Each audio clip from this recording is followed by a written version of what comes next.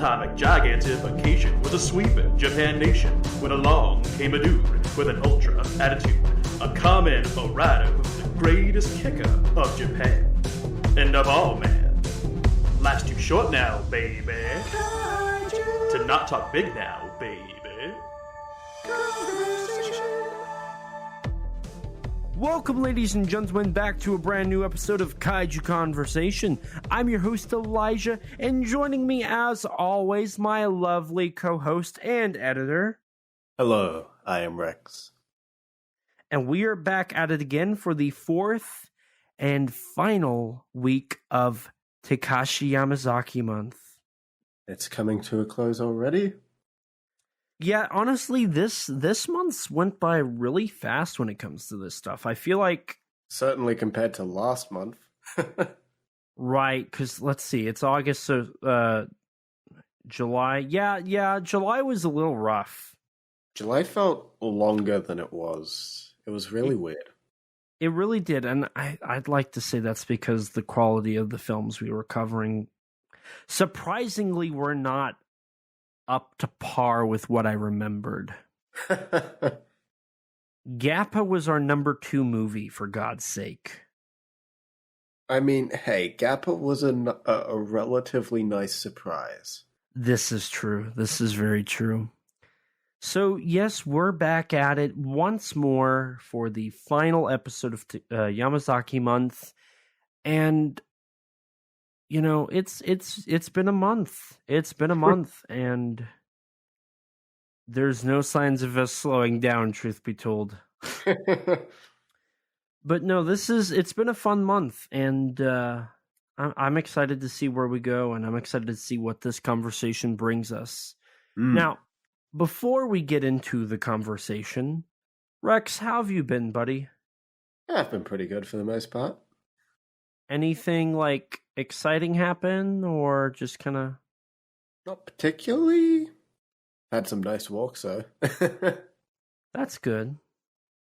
Good walk never hurt anybody. Yeah, last recording you were a little... Cathartic. What? It's very nice and cathartic. Cathartic? Yes. Okay. I wouldn't use that word, but that's an interesting descriptive word. So you're feeling better from last week? Last week you're a little under the weather, if I do say so myself. Yeah. So nothing exciting like last week for you? Not really. Not that I can recall, at least. Okay, that's fair. Little slower of a week. I can. Hey, I don't mind it. Yeah, I could go for one of those. How about yourself? It's been a little busy, but I feel like I've been a little busy for a while now, truth be told, so I don't know if that's really anything new. I mean, some exciting news on some of the projects I'm working on that I can't really talk about. Some exciting stuff been happening behind closed doors, which is really nice. Mm-hmm. I mean, I've been working as per, typical. Nothing too exciting my way. Truth be told, it's just been a lot of working, a lot of prepping, a lot of emails, a lot of text messages.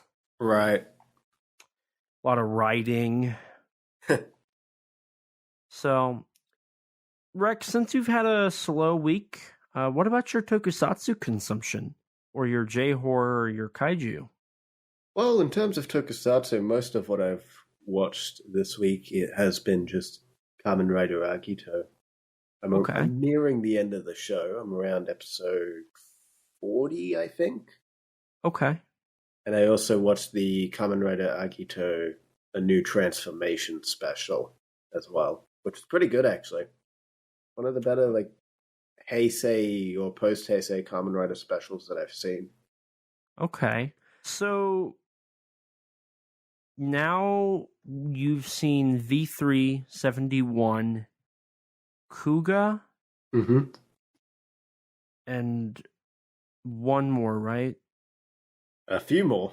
A few more. Well, where would this one go in your ranking? Is it in the higher like levels? Is it lower? Is it middle? I would probably put it on the higher-ish end of the scale.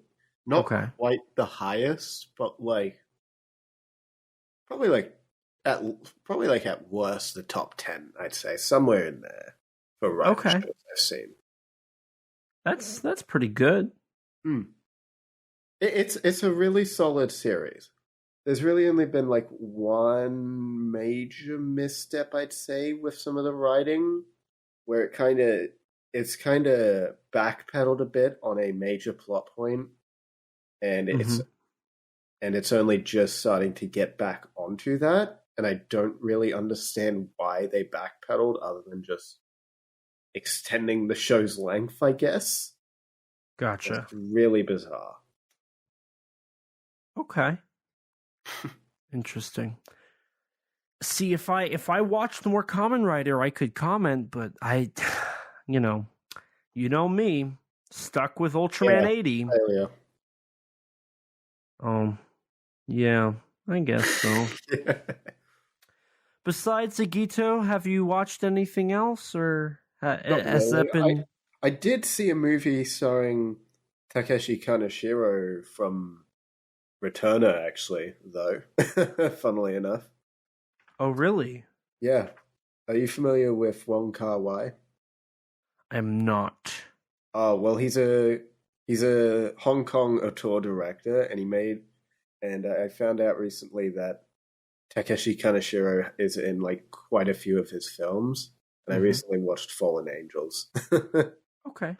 Is that an action movie? No, it's kind of like a romance drama film with like I guess a crime film, I guess. Okay. It's not one of those movies that really should be described. It's one of those movies that you got to experience. Gotcha. Okay, that makes sense. I don't think you can do the film justice by just describing it. Gotcha. But yeah, outside of Agito, really, I've only watched one Tokusatsu movie that we will be discussing. Okay. In a short period of time. Okay. But what about your end? Okay, so did I tell you I watched Goemon? No, but I have heard of that film. Okay, so I saw Goemon before last recording, and I forgot to write it down in my list, so I never mentioned that I watched it. So this is me correcting my my little mistake. I watched Goemon, which is a adaptation of a manga, I believe. It was directed by the same person who did Casshern, so it's really heavy in like blue screen and digital like filters and backgrounds and particle effects and it's not my preferred type of film. I'm not a huge fan of stuff like that. The overtly like digital stuff that just it feels like you're watching an anime, but it's all live action. You know what I mean? Right. So, I mean, it's basically Japanese Robin Hood. and like if I had to explain it in basic like layman terms, it's basically Japanese Robin Hood. I enjoyed it. I just didn't enjoy the look. The look, right? Yeah. Besides that, I watched the best Alien knockoff ever, Alien versus Ninja. Oh, yo. Which I found out was the first Sushi Typhoon movie. I didn't know that, but I actually enjoyed it a lot more than I thought. The Sushi Typhoon movies are kind of crazy. Just based off of Helldriver and Yakuza Weapon that I've seen. I still need to see the Sion Sono film and Deadball and Karate Robo Zamborger and I want to say, and Mutant Girl Squad. I haven't seen those. So I still have a little over half of the Sushi Typhoon movies to watch, but No, I enjoyed Alien vs. Ninja a lot more than Helldriver or Yakuza Weapon. Well, that's good. Speaking of Helldriver, I watched 2 Helldriver short films, Helldriver Dakota and Catch Me If You Can, which are just like 15-minute shorts that I found on the Blu-ray. They're I didn't even know it okay. had shorts. I didn't know either. There's still one more, but it's like a 20-minute short. Hey, they're not on my Blu-ray. They're Hey. not? No, I'm looking at it right now because it's still right in front of me. Because my Blu-ray's got 2 versions of the film, the international and the longer Japanese version, a making of featurette, and then the trailer. Huh. No short films. Well, mine only has the uncut director's version, which is probably the Japanese version. Right, yeah. Yeah, I found out that all the Sushi Typhoon movies, bar Alien vs. Ninja, appear to have short films on them. So I watched 2 of the 3 for Helldriver. Short films? Huh? Does Coldfish have short films? I don't know. I just know Alien vs. Ninja doesn't. I know Deadball has one, and I think Mutant Girl Squad has one. Helldriver has 3. Yakuza Weapon has 1 that I need to watch. Coldfish is the only one that I don't know because that one's escaped me more than any other one. Right. But they were okay. The 2 I watched, they're kind of boring. Mm-hmm. Helldriver Dakota's like this love story for a zombie. And Catch Me If You Can's like a stupid comedy with zombies. I see. And then last but not least, well, maybe least, I don't know. I watched Funky Forest, The First Contact. Ah. I was digging it.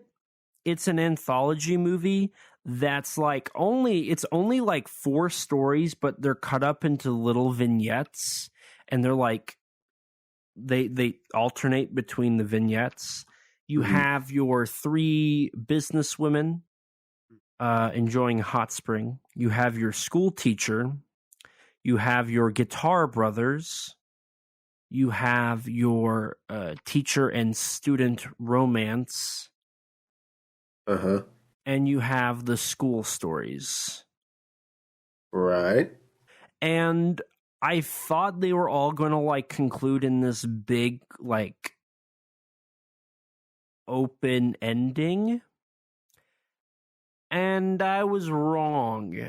And honestly, I kind of it left a lot to be desired.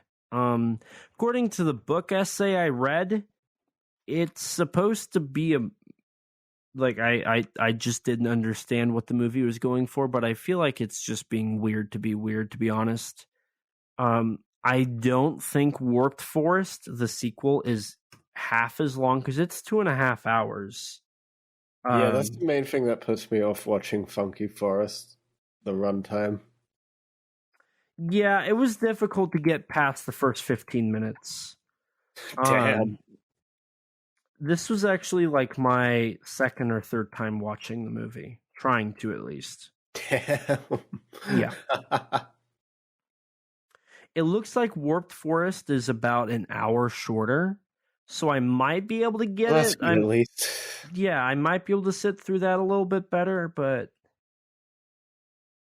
I'm gonna have to really try to like watch it because at least if nothing else, you got blessed with Hideaki Anno. I did, and honestly, Hideaki Anno's scenes were probably the best scenes in this movie. Well, I like the guitar brother. That whole section I liked a lot too. But yeah, it was a little disappointing. I'm just happy I got it over with, truth be told. Right.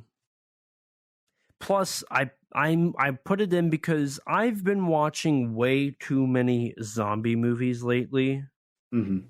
Because I mean, out of the last movies I've watched, like since probably May, Like, I've seen, like, Zombie Self-Defense Force and Stacy Attack the Schoolgirl Zombies and Girls, Gangsters, and Zombies and Delta and Wild Zero and Miss Zombie and Gecko School Live Another Story and Hell Driver and then the Hell Driver Dakota and Catch Me If You Can. All of those are zombie movies.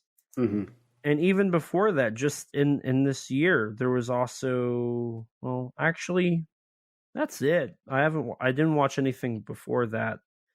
That was zombies. Actually, I think Robo Geisha had zombies. I could be wrong. I'm probably wrong. But it's just I'm just getting tired of zombie movies.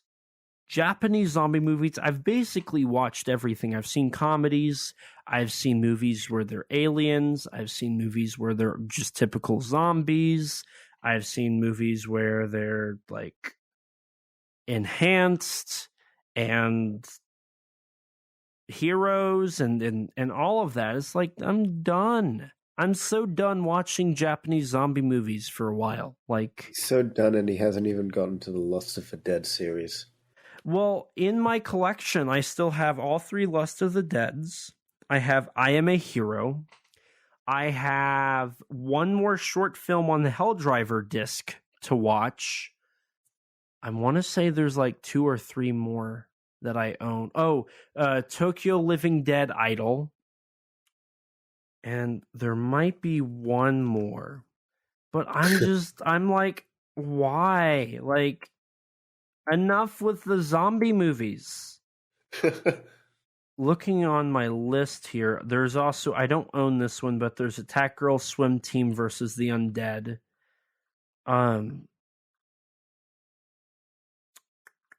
Let's see here. You think watching all these zombie movies has put you off the genre entirely? Of zombie movies or tokusatsu? Yeah, of zombie movies. Maybe. They're all the same. Like, there's nothing new in the zombie movies. That's pretty funny. I mean, it's on, like, I've watched like Night of the Living Dead. I've watched Dawn of the Dead. You haven't seen Train to Busan. I haven't seen Train to Busan. I haven't watched that, and I haven't watched. That. Huh? You should watch it. I know that, and the Evil Dead films.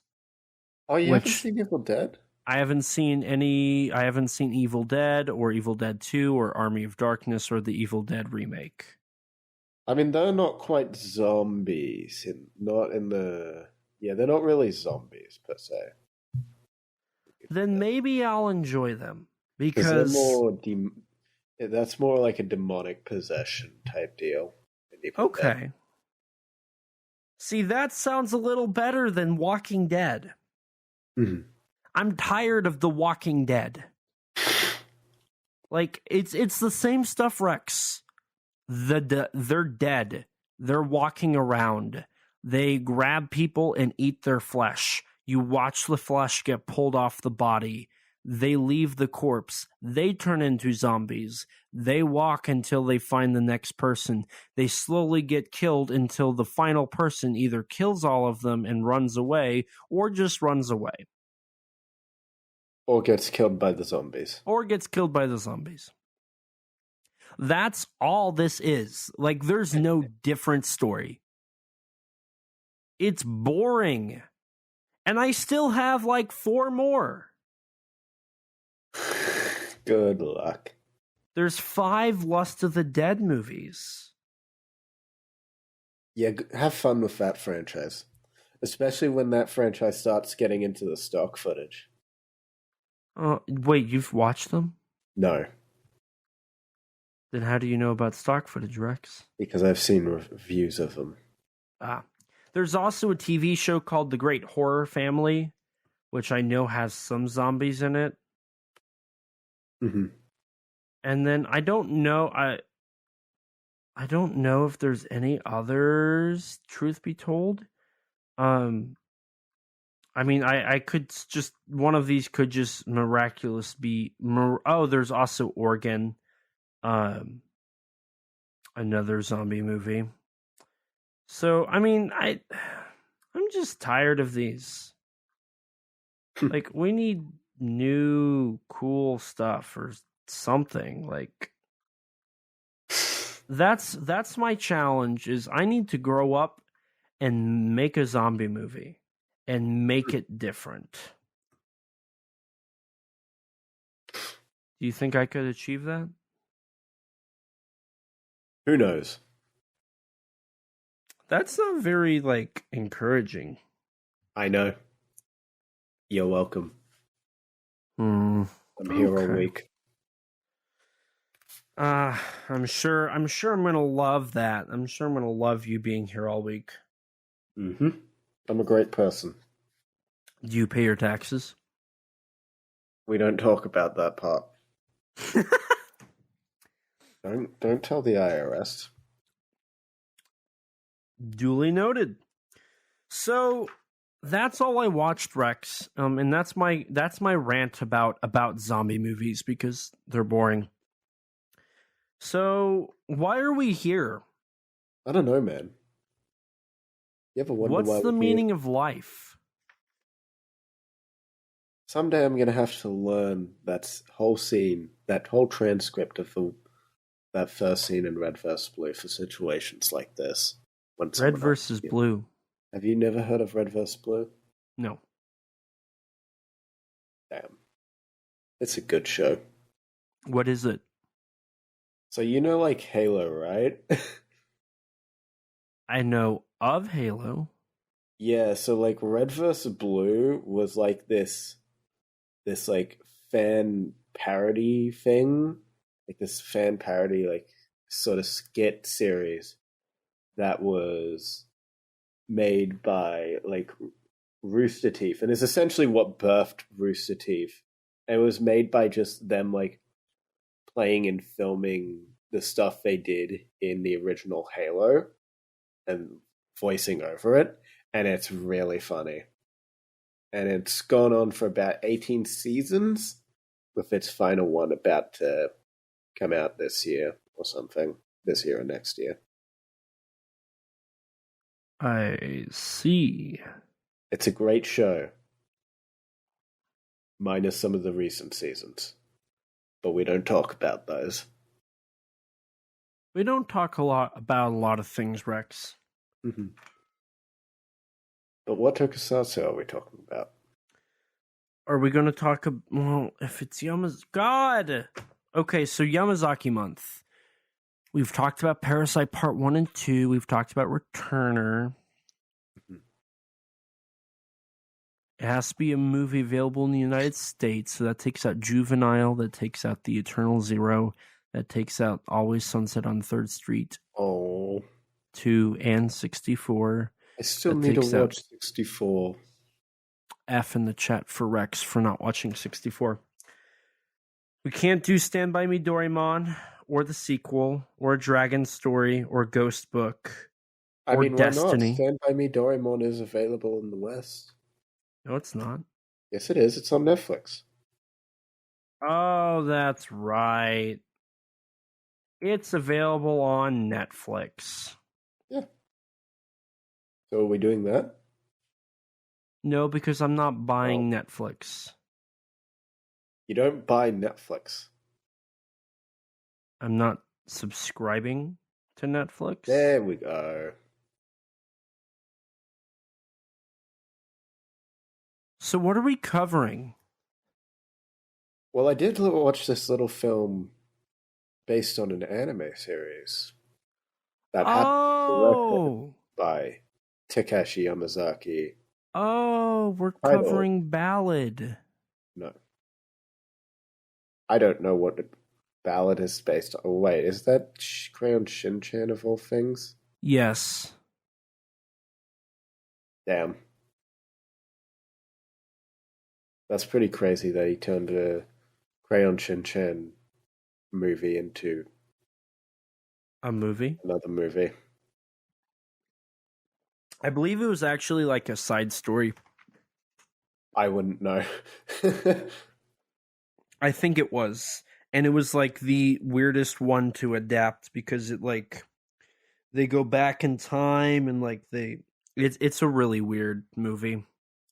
Damn. Are we covering the Great War of Archimedes? No. We are covering a film. Godzilla -1? I wish. I wish. So what are we covering, Rex? A little film Ghost titled... Book? Shut up. Why do you always interrupt me? Go ahead. Tell us what we're covering. I'm waiting for you What? I'm waiting for you to just try interrupting. Go ahead. Tell us what are we covering, Rex? So today... Juvenile.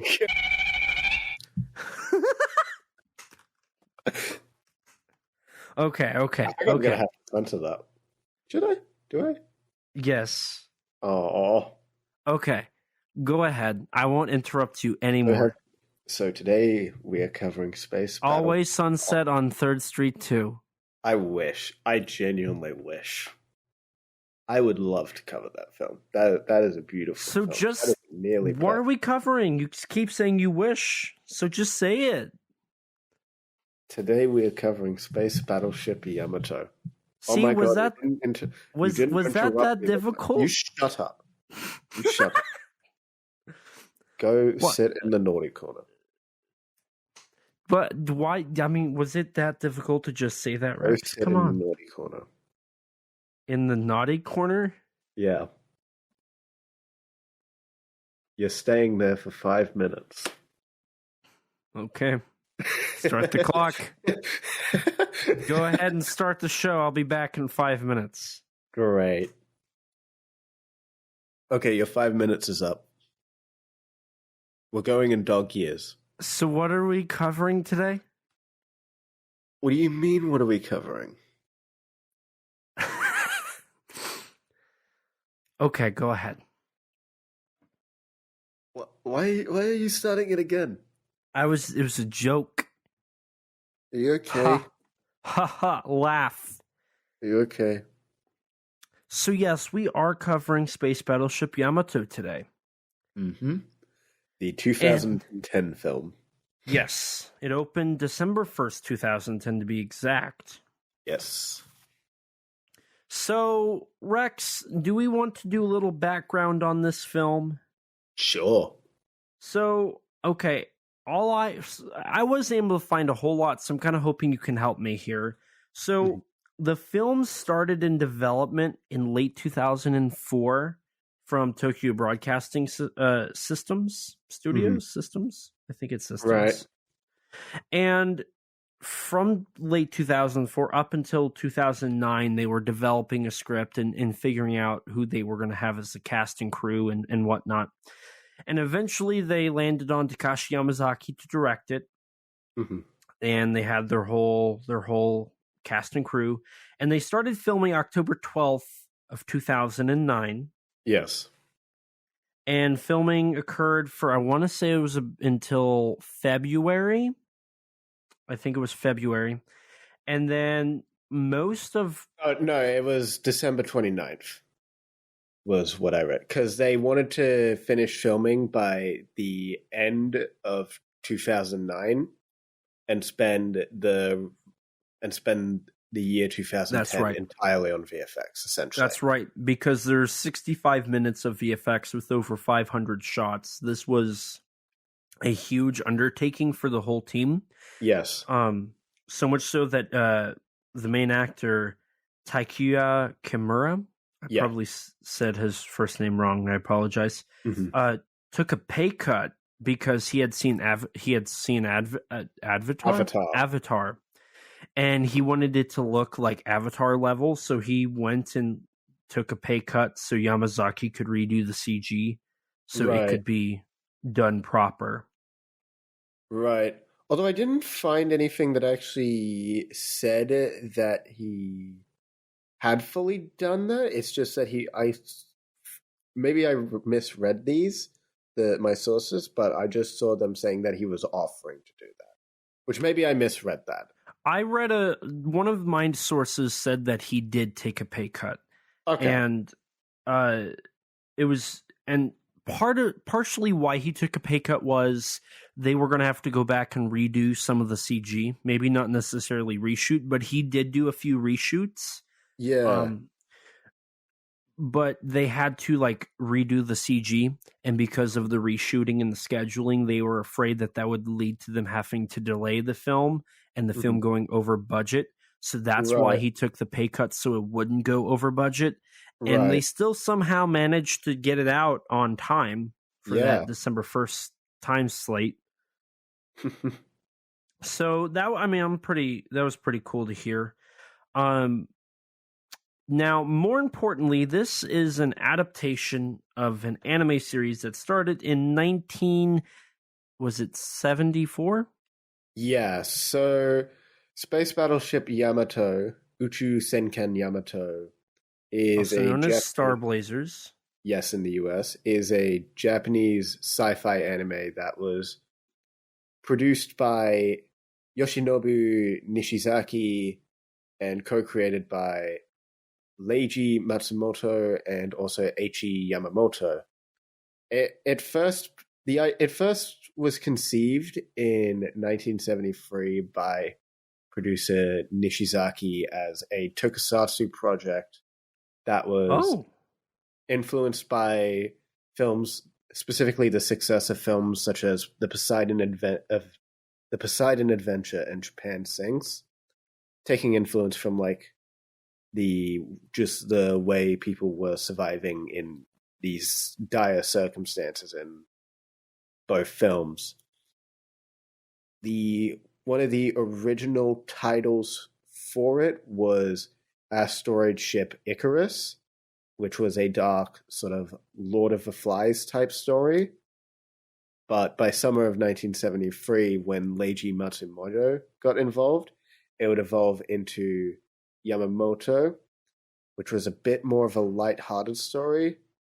Yamato was the name of the ship in the story, but at the time of this draft, the ship was not supposed to have any resemblance to the real-life battleship Yamato.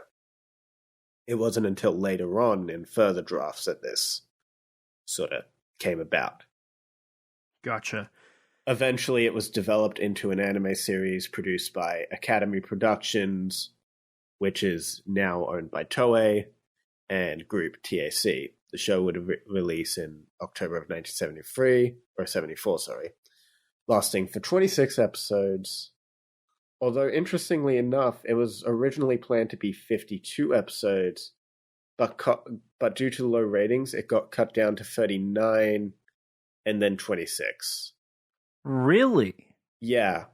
And it didn't see success until 1977, when a compilation film was released after Star Wars that attracted a large audience, a surprisingly large female audience in particular, which was really interesting to me because, first you got the 50 or so episodes being cut down, and then you've got the large, surprising amount of female audience.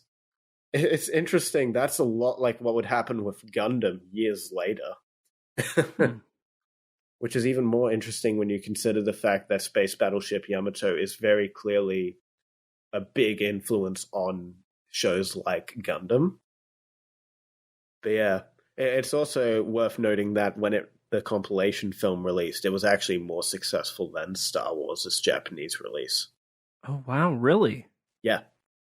Interesting. Now, for Kaiju fans, they're going to know Battleship Yamato. Because it has a very funny connection to Kaiju films. Space Battleship Yamato actually makes a cameo appearance in Gamera Super Monster, very briefly,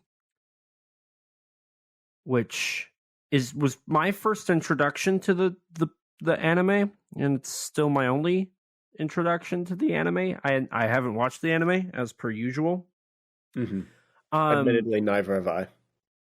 But no, but I do know that compilation film did get brought over to the States, edited down even more, and dubbed. I know that, I mean, the show was brought over, and I think both original compilation movies were... There was only one compilation movie, and then the next film was a sequel called Farewell to Space Battleship Yamato. And then the series would continue in various sequel shows and movies that would disregard that second film's ending and make it non-canon. Okay. So I'm wondering then if they did a second compilation movie in the States. Because I could have swore they did. I don't know. Maybe. But one thing interesting, there were, when you were talking about the production of the live-action film, something you actually neglected to mention, or maybe just didn't find, is that prior to 2004, there was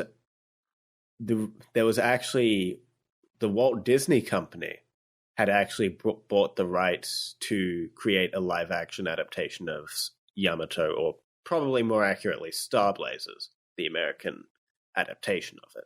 Interesting. Yeah. A draft script was actually written by Tab Murphy, whom was the writer of the sequel treatment to Godzilla 1998. This script being dated to September of 1977. It was eventually leaked, and from what I've read, it is a very poor adaptation that makes some very significant changes to the story, kind of turning it to an American nationalistic story, which is rather funny when you consider that the producer, Nishizaki, is reportedly a diehard anti-American patriot, and the series was possibly created, or at least in Nishizaki's eyes, was a metaphor for post-World War II American occupation. Okay. And apparently, from what I've read, the script would essentially make significant changes to the characters that kind of undermine the story of the original series. But the project never really got far. It was kind of just stuck in pre-production hell up until, and it was kind of just shelved in around 2004 when Michael Eisner left Disney as the CEO and the rights reverted back to Nishizaki. Gotcha. Okay. And that's how and from there, Nishizaki and TBS started planning for the live-action film. Prior to Yamazaki, they actually wanted Shinji Higuchi to direct the film.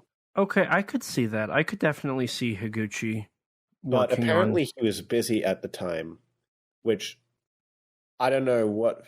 It didn't say what he was busy with, but given the time, perhaps he was busy with Japan Sinks at the time. I was wondering, because which is ironic given Yamato was inspired by Japan Sinks. Right, because you said it was 2004 when they started doing that, correct? Yeah, 2004, 2005-ish, around right. that time. Yeah, so that probably would have been Sinking of Japan and Lorelei, the Witch of the Pacific Ocean. Yeah.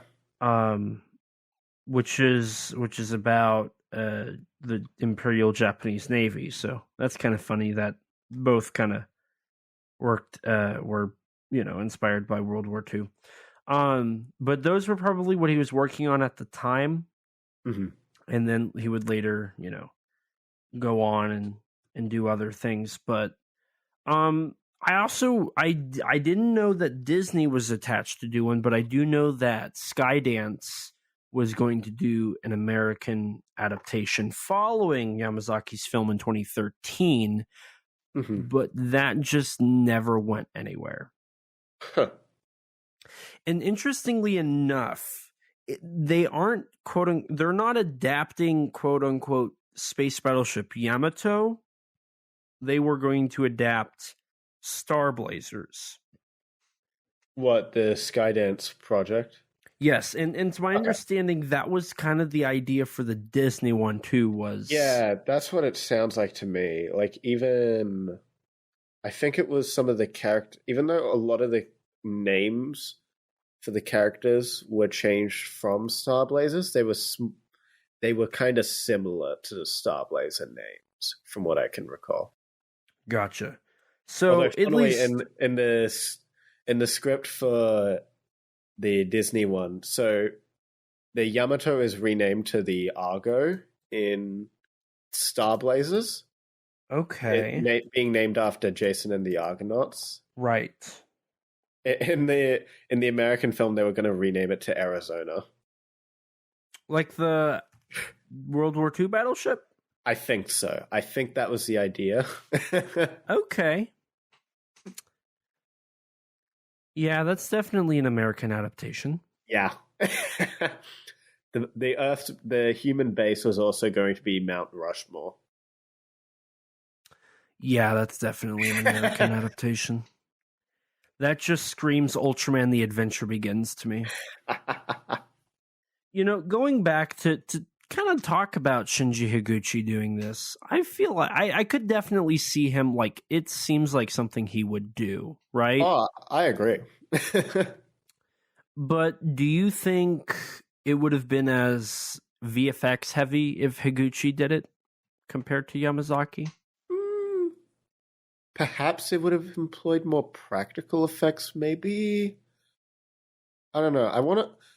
I probably would like to see his Japan Sinks adaptation someday to sort of answer your question, because I want to know if that film is more.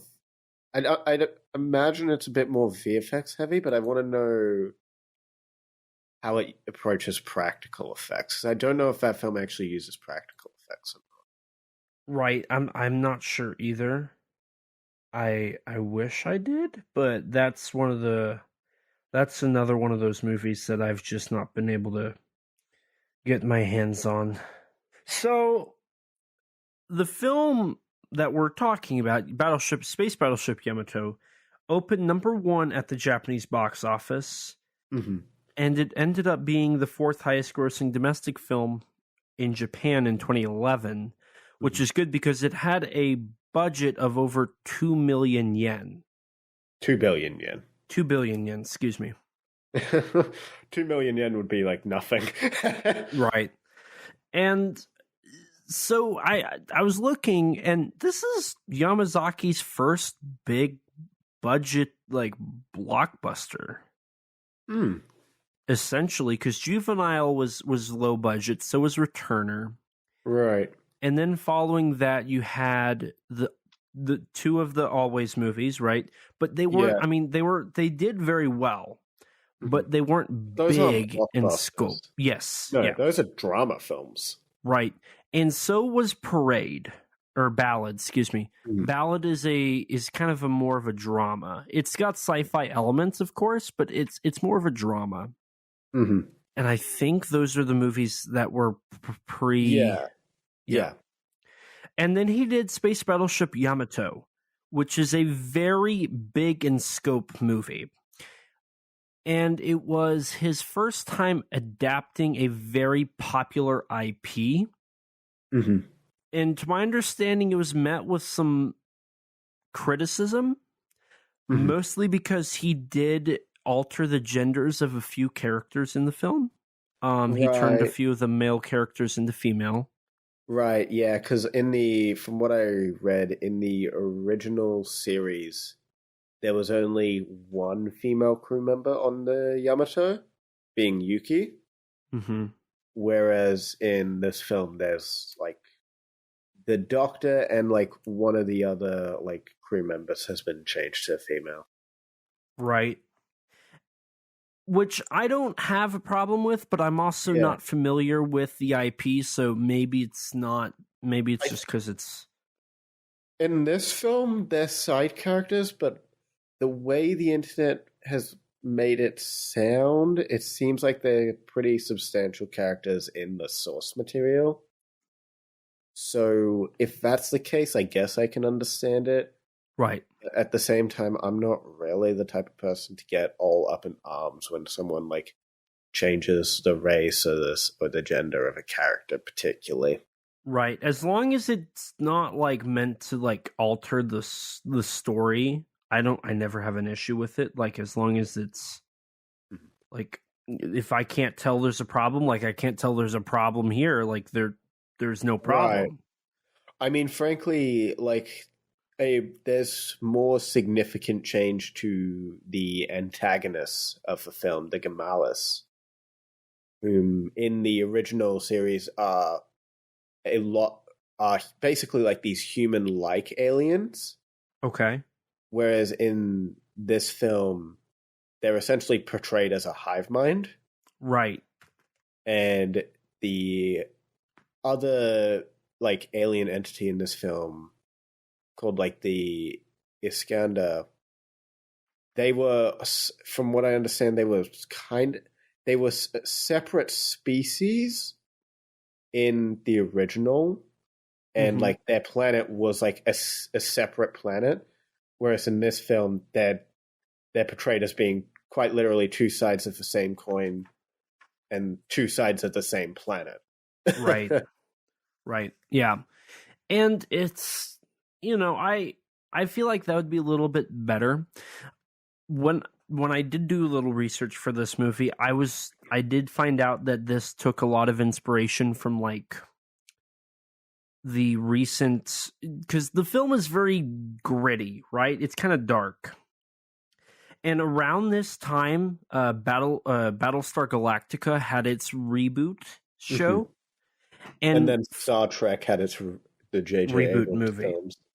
Right. Yeah. And it took a lot of inspiration from the Battlestar Galactica reboot.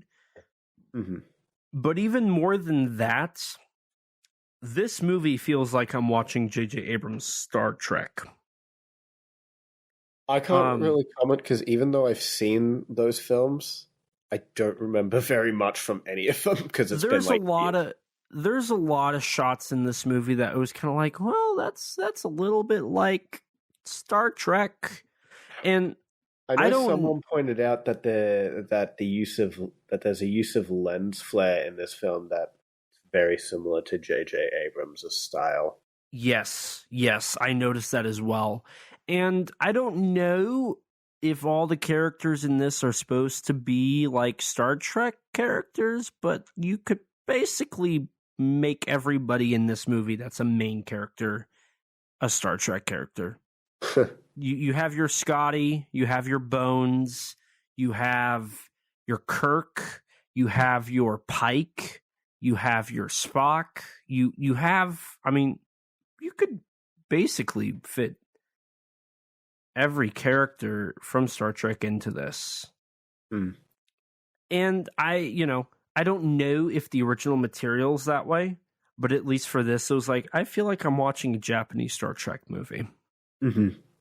I know a lot of people, I know there's some people at least who made comparisons to like Susumu in the anime is portrayed to be a lot more of like a respectful character and less rebellious than he is in this film. And I remember reading that a few people were kind of suggesting that perhaps Yamazaki, or the screenwriter whom was Yamazaki's wife, or is not Yamazaki's at this time wife, or yeah, would become Yamazaki's wife, I guess, that potentially they took inspiration from Chris Pine's interpretation of Captain Kirk, right, with making Susumu more rebellious in this adaptation.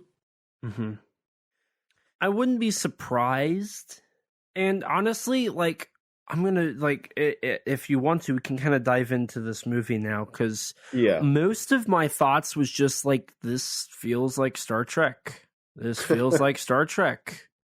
Because every time they're in the bridge, it looks like a Star Trek scene. From how the layout is to where the characters are, it's all very much like a Star Trek episode. I've watched all the original show and the animated series one episode of The Next Generation and all of the original movies and 2 of the 3 reboot movies. And this is very much the layout of like your like original Enterprise show. You're going to be sad when I say this, but my only experience with Star Trek is the J.J. Abrams reboots. That is very sad. You should go watch the original show and then watch the movies. I do want to. Especially episode Space Seed. And then go watch quite literally one of the best movies from the 80s. Is it Wrath of Khan or? Yes. But that's a Star Trek conversation. We're not Star Trek conversation. We're Kaiju Conversation talking about Tokusatsu. That would be terrible for Star Trek conversation. Yeah. So if you're ready, Rex, I'm going to go ahead and dive into this movie. Yes, let's begin. Because even though we're talking about Star Trek, the opening sequence just screams Star Wars to me. Right. I definitely got like prequel trilogy, like yes, the opening to episode 3. Vibes. Yes, because we start off and it's in a battle scene. We're in a battle, and you've got characters flying around in spaceships fighting other spaceships, and the cinematography and the color in this movie is very akin to like you said, episode 3, kind of that prequel Star Wars stuff, right? Yeah, it's got the production design of a Star Trek movie with the cinematography and look of a Star Wars movie. And I mean, I'm happy that they got us right into the action. It establishes the problem, which is humanity's on the losing end of this battle, right? Right. And I noticed that this movie has a lot of parallels with Returner. In its story structure, which is kind of interesting because both movies start with the alien force annihilating the human race wherever they're at, right? And then we later see that the human race has retreated into inside the Earth because the outside of the Earth is uninhabitable, which is something that you see in Returner as well. Right. And there's more that I'll get into as we keep going through here, but we're introduced to the seasoned captain of not the Yamato, but another space battleship. Yes, Juzo Otaki being his name. And we see his battleship, space battleship, about to go down when suddenly he gets a video call from a neighboring space battleship, and the captain of that saying, "Escape while you can. It was an honor serving with you. I'm covering the fire while you escape." Yeah. And then he sacrifices himself. And the ship blows up. I was very sad because that was Shinichi Tsutsumi, and I was really hoping he'd be in more of this movie. Poor Rex. He's like the best character in the Always trilogy. He's so funny. He's so goofy. And from here, I mean, so the space battleship with our second main character, he's more of a side character, but the captain, he escapes, and then we cut to our main character. Oh yeah, that's another difference from what I understand in the anime, the captain is more directly like a main character. I think it's the way it seemed to me.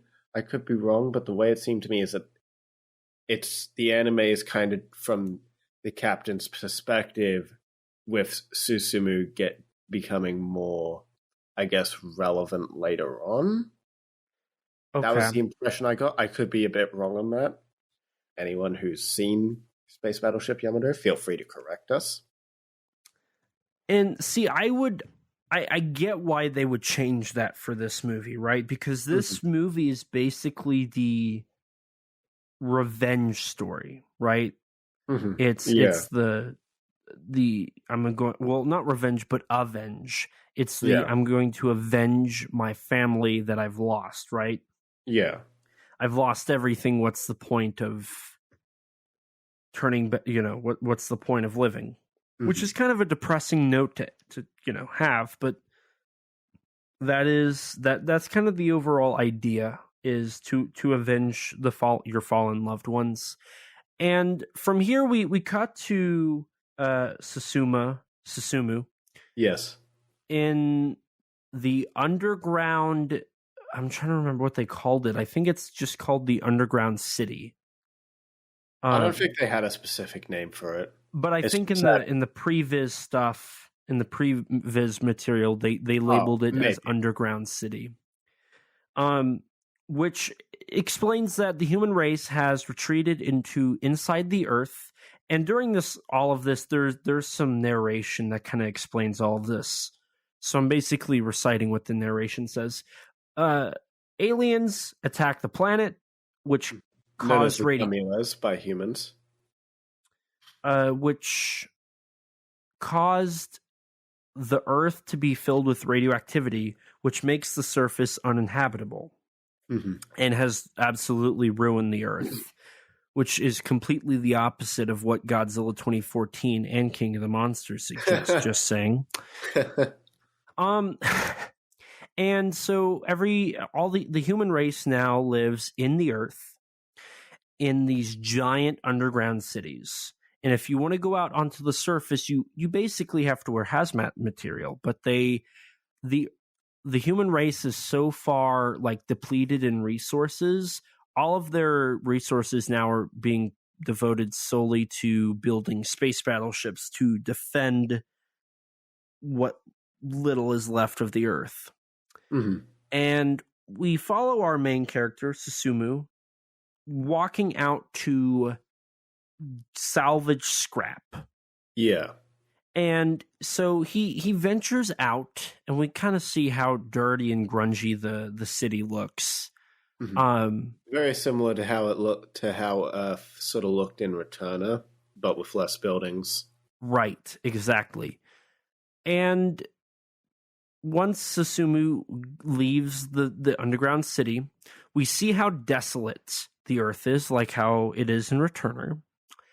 And Susumu is searching for scrap metal with his robotic friend that just goes by the name of Analyzer, that basically is telling Susumu what the radiation levels are and whatnot. And suddenly something comes crashing down in front of him, which knocks him away. Yep. And when he comes to, he has no mask on, which is bad because the Earth is full of radiation, right? That's going to lead to his death. But he's been infected. Yes, and he can't tell why, but there's this weird machine that's sitting before him with a sort of force field or something around it. He picks it up, and this is when the space battleship that our captain was piloting from earlier returns to Earth. And then Susumu collapses again. Kind of weird, but I digress. And then we go back to our captain and what's going on the ship. Yeah. They recover the capsule, realize that it has both coordinates to an unknown location as well as schematics for a high-speed ship engine, essentially. Right, and as they're discovering this, as they're looking at the blueprints and the location that this little device has, Susumu comes barreling in And this is where we find out that the person who gave his life earlier for the captain was Susumu's brother. Yes, Mamoru. And Susumu basically has this thought process of the captain didn't want to die, so he basically is the reason why his brother died. Yeah. Which, okay, this is where I'm going to first make a little complaint. We already saw what happened, so as the audience, we know that's not true. Mm-hmm. Which leads to, at least for me, it was kind of like, well, that's not what happened. Why are we why is this a plot point? I mean, it makes sense in the context of the story, right? But entertainment value wise, we already know that. Mm-hmm. If anything, it's obnoxious that we have to watch him find out. Mm-hmm. Right? Yeah, I guess so. I didn't have issue with it, but I guess you're not wrong. But after this little exchange, they take Susumu away because he almost assaults the captain for the death of his brother. And this is where we get the introduction to the battleship Yamato, if I remember correctly. Yes. Yeah. The captain meets with essentially the head general of sorts on Earth, and they discuss how essentially the Gamillas are getting stronger every day. They don't know anything about the Gamillas, and they just humanity has no hope. And so with the battleship Yamato, the general wants to use it to evacuate as a select few people from Earth and just take them into space. But the captain objects to this, wanting to use it to go on a journey of hope and essentially go to the location of where the coordinates led to. Which, okay, I feel like they glossed over that way too quickly. Mm-hmm. I feel like that would have been a great, plot point. Because Okita specifically says, instead of, giving the privileged a way out for a couple of extra months, let me try to save everybody. Like, the idea there is I think that's a lot more interesting than just going on this mission of hope. Trying to convince him to not do what the government would do, right? Like, helping the privileged and leaving everybody else to die. Mm-hmm. I feel like that could have been a more interesting plot point that, Okita has to fight to have the battleship Yamato. Mm-hmm. But it's very our general is very quick to give Okita the battleship Yamato. And and this is another problem, Okita tells him to just make up a story for why they're using the battleship Yamato to go on this journey. Well, the general's telling him, what kind of story you're going to cook up with this. Okay, that's true. But this, the fact that they include this so early on basically detracts from the third act of this movie. Mm-hmm. Because we're given this context now. See, that is one issue I think this movie has, is it explains everything up front. Right. This movie does not reveal anything. Right, and I was going to just mention how, contrast to Returner, where Returner was only giving you the information as it became necessary in the film, as it became relevant. Not making it immediately obvious that they're aliens, just other threat, just kind of giving you hints towards it at the beginning. Right. And even in Parasite, everything Parasite set up was paid off later, but they didn't specifically set it up. They hinted at it and then paid it off, Right. which is what I love about that script. Whereas in contrast, I feel like for Space Battleship Yamato, they're very quick to give you everything and not, keep anything as a surprise. Mm-hmm. Like, even the Battleship Yamato is not a reveal, right? Like, Okata just walks in and says, I want this ship. And he's given the ship. Right. There isn't a lot of build-up to it. The most build-up there is just that they don't show it for a few seconds. Like, this scene, it doesn't show what Okata or the general are looking at up until the very end of the scene where it pans to the Yamato. Right. And that's about the most build-up you kind of get. Right. In a way, this is it's kind of interesting. It's structured a lot like the War in Space. How in the War in Space, they're very quick to get off of Earth. But before they get off of Earth, they have to showcase their weaponry, if I remember correctly, with like their ultimate weapon against the aliens, and then they just head off into space and go to the planet. Right. Like it's like we know you don't want to be on the Earth, so we're going to get you off the Earth as quickly as possible so we can go on this space adventure. It's very much structured that same way, except this is a 2-hour long version and not a 90-minute version. Right. A bit longer than 2 hours, actually. Actually, yeah, it's closer to 2.5. Yes. Which I appreciate, but also it's like, there's not, I mean... So following this, we get the general doing a press conference, giving everybody the fake story that we know is a fake story. Yeah. And it's this inspirational, like, we're going to do this to save the human race, and this is our last hope. While also trying to get people to sign up. Right. Because they need people to run this battleship. So they say anybody who is a mechanic or has experience in the military, apply, which gives our main character, Sumu, a reason to join. Mm-hmm. And then we cut to his enrollment, where we find out that he is a squadron leader who left the service a while ago, and he's re-enlisting. And he doesn't have to go through any checks. He just is handed his stuff and he goes on his merry way. Yeah.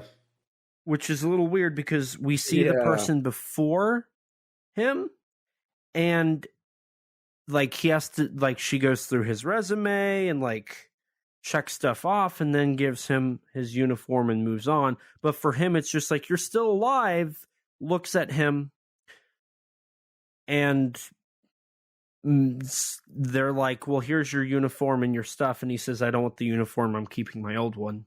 I'll take the stuff. And he just walks away. Mm-hmm. And coincidentally, I guess they somehow got through the whole line within the next 10 minutes. Or just like Parasite, this movie has a problem with jumping in time without establishing it. Because once the Sumu's on, like actually on with his jacket and whatnot, our female protagonist, Yuki, is like, what are you doing? And he's like, well, I'm here. I'm going to be on this the space battleship. And suddenly they're attacked. Yeah. And he starts giving orders, and she says, you're not my boss. And he says, well, as of my re-enlisting, I'm your squadron leader, so give me all you got. Which is a little weird because I don't know. Thought that was weird how he volunteered, he got put on, and then he's just suddenly like a squadron leader. Yeah, I don't know how the military works, but something tells me if you leave the military and then you come back years later, you don't suddenly have the position you were at. Yeah, like, I get that since it's like the last of humanity and it's like a last hope sort of mission, that it wouldn't be I can bend my disbelief of it following like a full military procedure, but him just jumping straight into like that role immediately was a little weird. Especially after trying to assault the captain. Yeah, that particular. It just was kind of like, well, that's okay. Sure. Cool. Sure. And this is where we get the launch of the Space Battleship Yamato, which I must say the scale in this movie is huge. Oh, yeah. This movie does amazing with a huge scale. You can tell that these are humongous battleships and spaceships and whatnot. But this is where we really get to see the CGI in all of its glory, and it looks good, but it's a little obvious. It's they're a little over their head. It's not American Hollywood budget stuff, but it's good for what it is, I'd say. Right. Like I don't think you're really going to get much better from this time in Japanese cinema. Right. And I mean, if you look at it, so Always 2 came out in 2009, or that was 2007, wasn't it? Yes.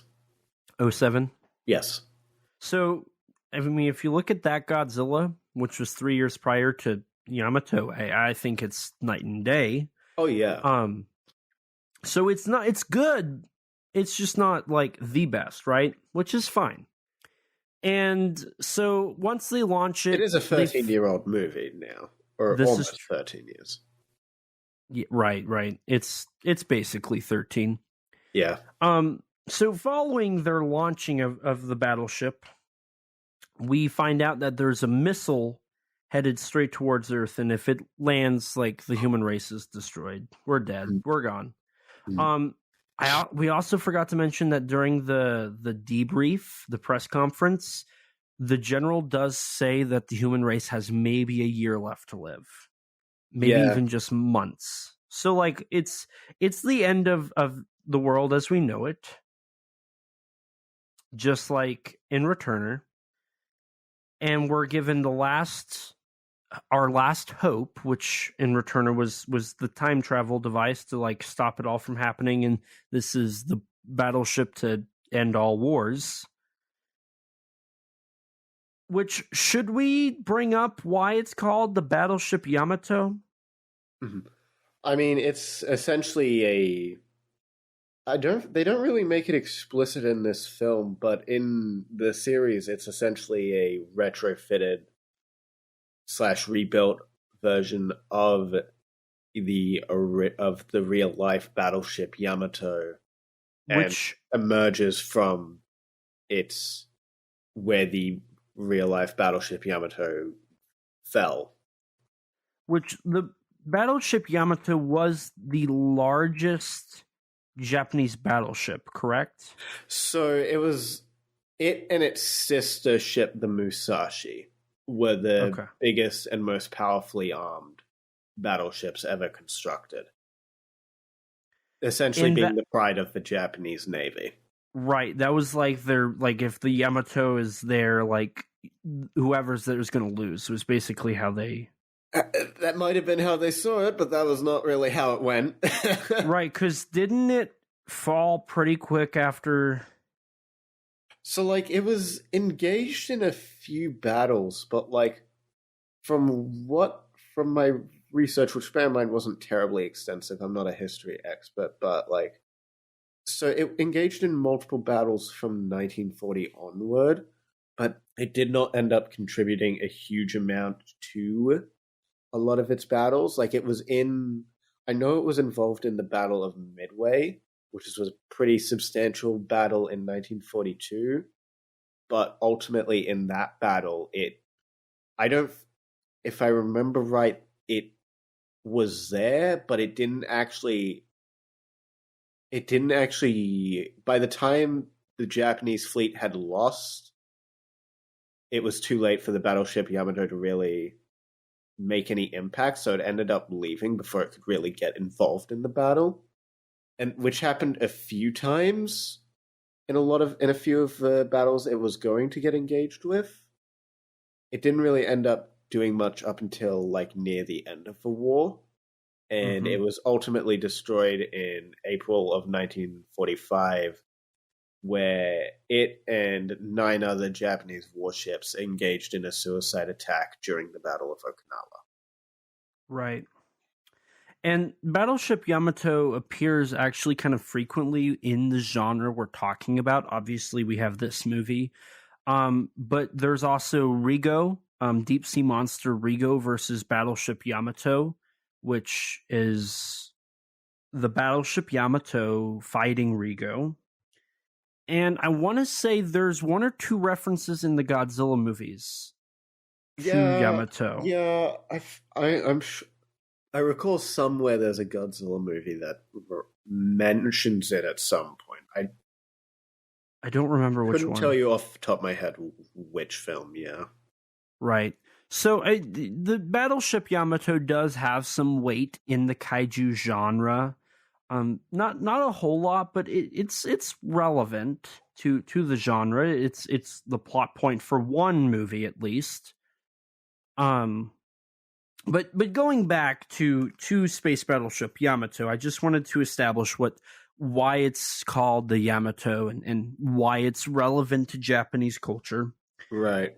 So they find out that this missile is going to destroy the whole human race, and they have to use their ultimate weapon right off the bat. Again, they're using the ultimate weapon that they have at the beginning. So we're not going to be surprised at all by this weapon going forward.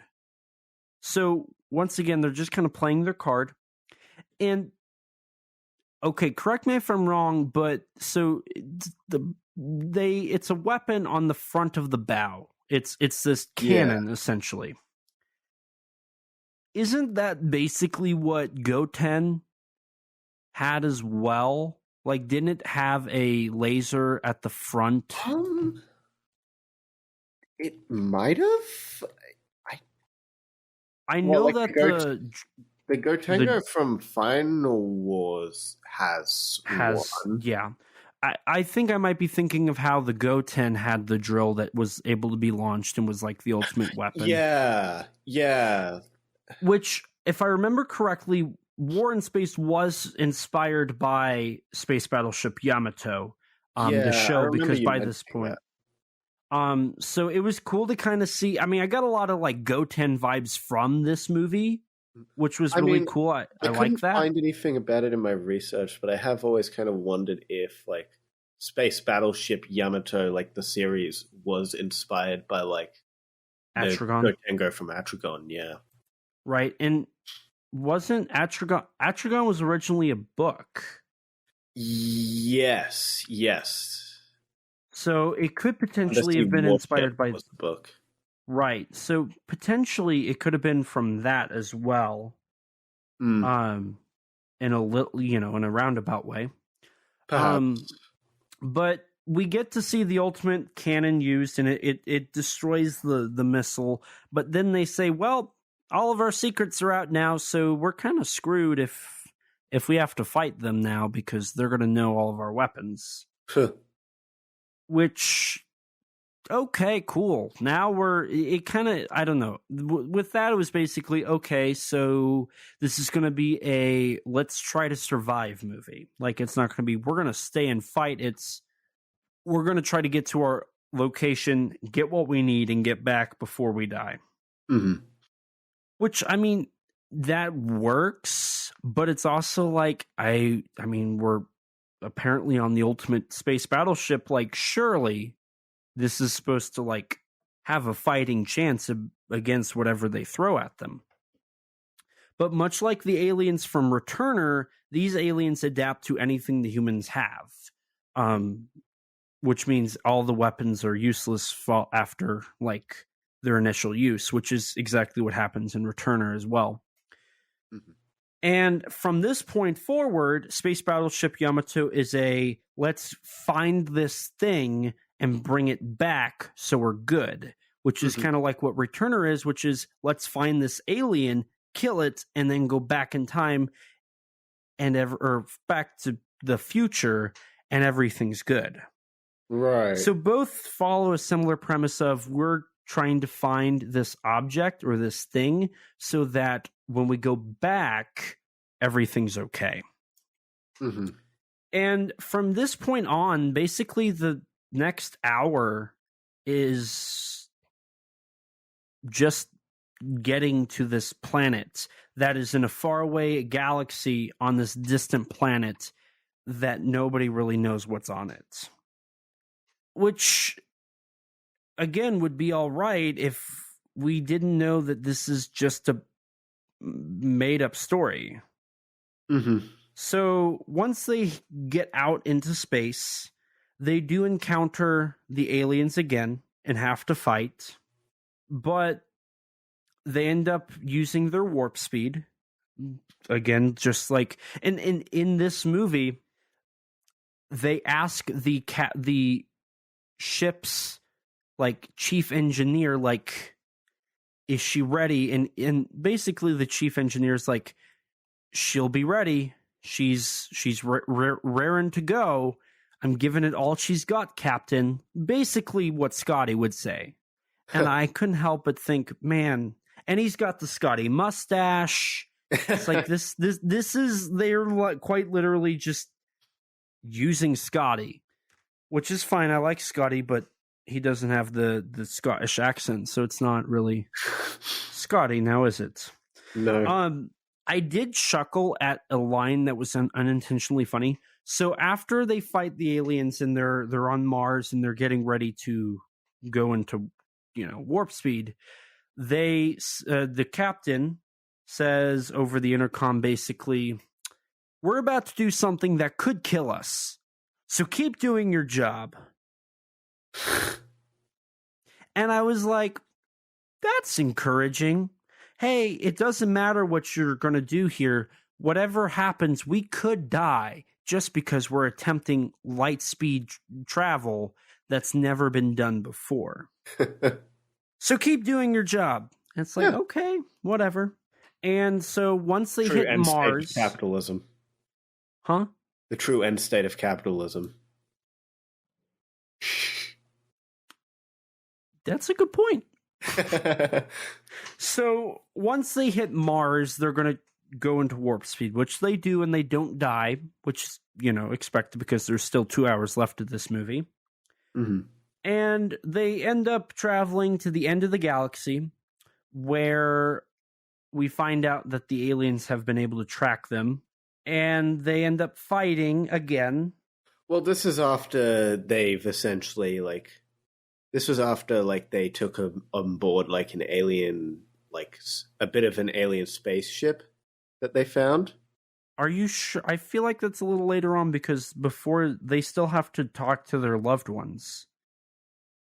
Well, yeah, but they talk to their loved ones after, basically right after the warp scene.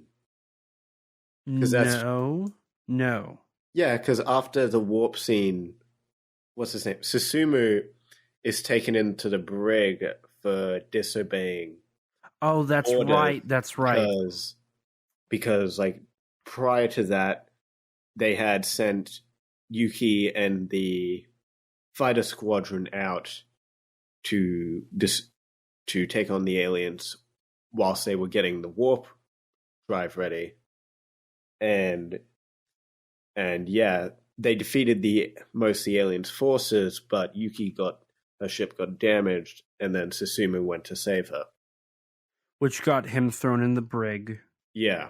And then they go to warp speed, and they successfully do warp speed. And then once they're at the end of the galaxy, or at the end of the solar system, they say everybody has a minute to talk to their loved ones. Mm-hmm. Which is it's heartfelt. It's nice to see that. Mm-hmm. It's a nice moment for for the cast, just seeing some of the side characters' family members. I agree, and it really helps give them a little character development, which is nice. Right. And once everybody else has gone, they go get Susumu and they say, you have a minute to talk to whoever you want to talk to. Mm-hmm. And it just so happens Yuki is the one that's before him, so they meet in the hallway. where they have a back and forth about how, Susumu saved her life. She's kind of, uptight about him, and they have a little moment together, and then she goes into the break room, whereas Susumu goes into this what's it called? Is it it's the communications room. Mm-hmm. And we're intercut between Susumu in the room and Yuki in the break room, where she gets told that Susumu has no loved ones, and the reason that he quit was because his family was killed during one of their runs to stop one of the bombs. Right. Where him and his partner at the time, Shima, partner as in the guy he was fighting alongside, they tried diverting a missile, and it ended up, that said missile ended up killing Susumu's family and injuring Shima's wife, whom was pregnant at the time, leading to their son being mute. Right. Which we saw earlier when Shima was talking to his family. Right. And that's intercut with God, I don't know why I can't say his name. Susumu. Susumu talking to his analyzer, because we get a little bit of a heartfelt moment where Susumu says that you're really that analyzer was his only family, which is kind of sad, and it's meant to be sad. And then it's paralleled with the captain being alone looking at a photo. And then we cut back to, and actually we forgot to mention before this, there's a moment with Susumu in the brig where the engineer and the doctor go down with some alcohol and have a moment with him where they reveal that him and the captain are essentially basically a lot alike. Right, because of how they act, how Okuta acted when he was younger, and how both of them lost somebody on that ship. For Okuta, it was his son. For Susumu, it was his brother. And that, Okuta's not really this bad guy, and Susumu is being a little judgmental, which we already knew this. Mm-hmm. Like, the reveal of his son dying doesn't really impact what we already knew. I'm sorry, like that's cold, but like we already knew that Susumu's brother did that to save Okuta. Right. Not so like that reveal just kind of was like, oh, they have something in common. We already knew that he wasn't the bad guy and Susumu was being moody. Mm-hmm. Like, it's not a reveal. It's not a revelation. I was kind of like, okay, cool. It doesn't even give Okuta really any basis for what he's doing. At least I don't think it gives him any basis. I don't know. I mean, this scene is more or less here just to just first establish and set up like where we're going with Susumu's character becoming the captain later on. But we know that's going to happen too, because they quite well. I mean, this one's a little less direct, but the head engineer says that they're going to make a captain out of him, which is a little bit of a what's the term? Foreshadowing of him becoming the captain, and that him and Okuta are a lot alike. Mm-hmm. But I don't know. This was also kind of Okuta's redemption for Susumu, at least in Susumu's eyes. But we already know that. So are we? It's weird because are we the audience following Susumu, or are we following a different, is this all in Susumu's perspective that we're watching, or are we watching as like this third person point of view, we know everything. Like, what's the narrative trying to do here, right? Right. It feels like a bit of like having your cake and trying to eat it too, with like having the film. It wants to. Susumu is the protagonist, clearly, so it's mostly his perspective. But the film is still trying to take Okita's perspective as well, which is why later on we still continuously cut back to him, even when he's ends up becoming not particularly relevant later on. Oh no, he becomes irrelevant. Yeah. As soon as they leave the galaxy, he becomes irrelevant. Mm-hmm.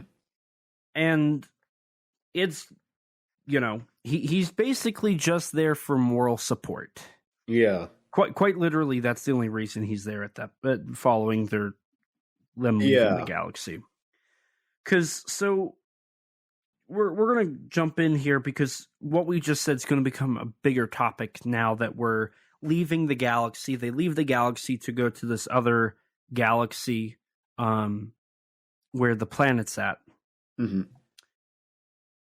The captain goes over and says, we're going to a place no man has gone before. Mm-hmm. Star Trek style. And then he has a heart attack. And then he has a heart attack. But before that, it cuts to them. So time has passed without clarifying it. It cuts to them on the bridge, and Susumu's back. He was in the brig last time we saw him. Now he's back on the bridge, like nothing happened. Which I don't know. This is just something that's kind of like, when did he get out of the brig? Why is he back? Like, what happened here? Like, there's clearly something missing here. I don't know. I feel like the suggested passage of time cheats it away, I guess. But there's no suggestion. It's just like the next day. It feels like it's just the next day. They don't. Yeah, that is one thing I noticed, where it feels like this story happens over the course of like a few days to like a week or so. Right. Whereas I'm pretty sure it's meant to be a lot longer than that. Right. It's supposed to be like in the show, from what I understand, it's like a year or so. Right. And while watching it up to this point, I was like, this is where I started to think. I was like, okay, so if this is the whole story of Space Battleship Yamato, that original series, which now that I know it's only 22 episodes, I might watch 26. It just because, or 26? Yeah. I might watch it because that's pretty like decently sized. Yeah. Like obviously there'd be 1 or 2 episodes on Earth, and then I probably a third of the show after that is them getting out of the galaxy. And then the next third is them in the other galaxy, and then the final third is them like going back to Earth. At least like that's what I would assume. Depending on the structure of the show, yeah. So I was like, at this point where they cut to they're in the new galaxy, I was like, I wonder how many episodes it's probably taken the show to get where they're at now, which is just about an hour and 10 minutes into the movie. I mean, I don't know exactly how much it takes from the show, but I do know that the ending of the film takes a fair bit from the farewell to Space Battleship Yamato film. Okay. Which ends up getting retconned to non-canon. Right. So at least for me, it was like, okay, so the next day. Is this the following week? Is this like 2 months? Like it just doesn't establish it. And what makes it worse is the journey back is done in a quarter or a tenth of the time it takes for them to get there. Right. So then it really it begs the question, how much time has truly passed? Mm-hmm. Granted, it's in space, so like time doesn't really exist. But there also has to be some sort of timetable. Like, if the Earth only has a year maybe to live, or maybe just months, and they're like the aliens could destroy the human race at any time now that they're, there's no major battleship. Like how urgent is this? And why is it takes twice or three times the length to get to the place to get back quicker, right? It just, I don't know. I cannot stand the time in this one or the Parasite movies. Like, both movies do an awful job at clarifying how much time has passed. And I think that's because they're trying to focus on the humans elements, the drama, the characters, right? Which is nice, but I think a part of that too is just the time, like figuring out how long they have to do this and how long it takes them, right? I feel like it's a bit more of a minor issue, though. Like, it's not a huge deal breaker for either films for me. I think it works for the first Parasite movie. The second one kind of suffers from it a little bit more. Sure. And I think this one suffers worse than those two. I think this is the biggest example of the poor time passage. But getting back into the plot and not me complaining. So following this, we find out that the aliens are like on their tail, apparently, with one lone ship. They end up bringing the ship into the battleship Yamato, which is a dumb idea. Right. So this is where the beginning of the Independence Day vibes comes in. Because they bring this spaceship in, they start researching, like trying to figure out what's going on. An alien appears and kills people, and then takes over the mind of one of the people. Yeah. Just like in Independence Day. And they both kind of have a similar design concept. Obviously they're very different, but the colors are very similar, and they're both very tall and very slender. And that's just the beginning of the Independence Day vibes that this movie gives me. Honestly, this scene and like one scene later kind of gave me more of a Prometheus vibe, just with them like taking the random alien stuff onto the ship without much of a concern.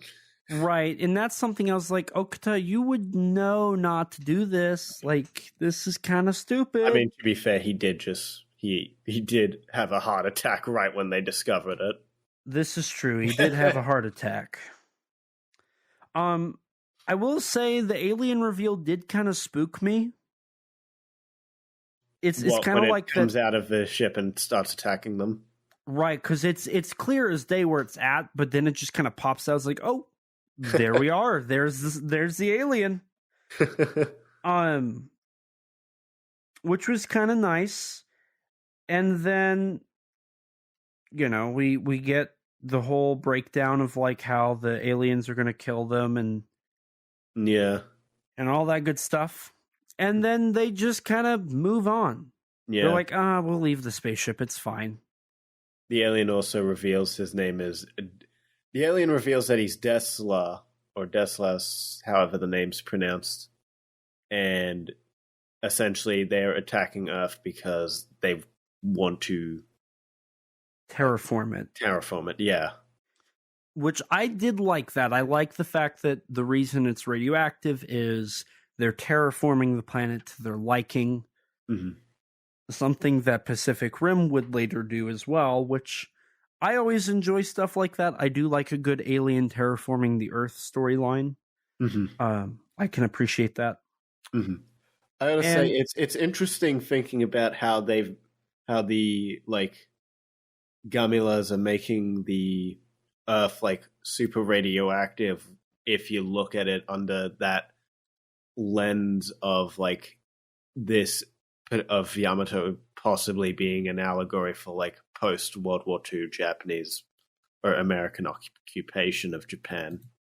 Can you elaborate on that? I mean, Japan was bombed by America. Right. So like, it's not a one-to-one thing, obviously. I don't think the Americans exactly wanted to live in Hiroshima after they nuked it, but So basically, correct me if I'm wrong, but what you're saying is the aliens could be an allegory for the Americans yeah, bombing. that's what I'm getting at. And then, I mean, in a way, America did kind of terraform Japan.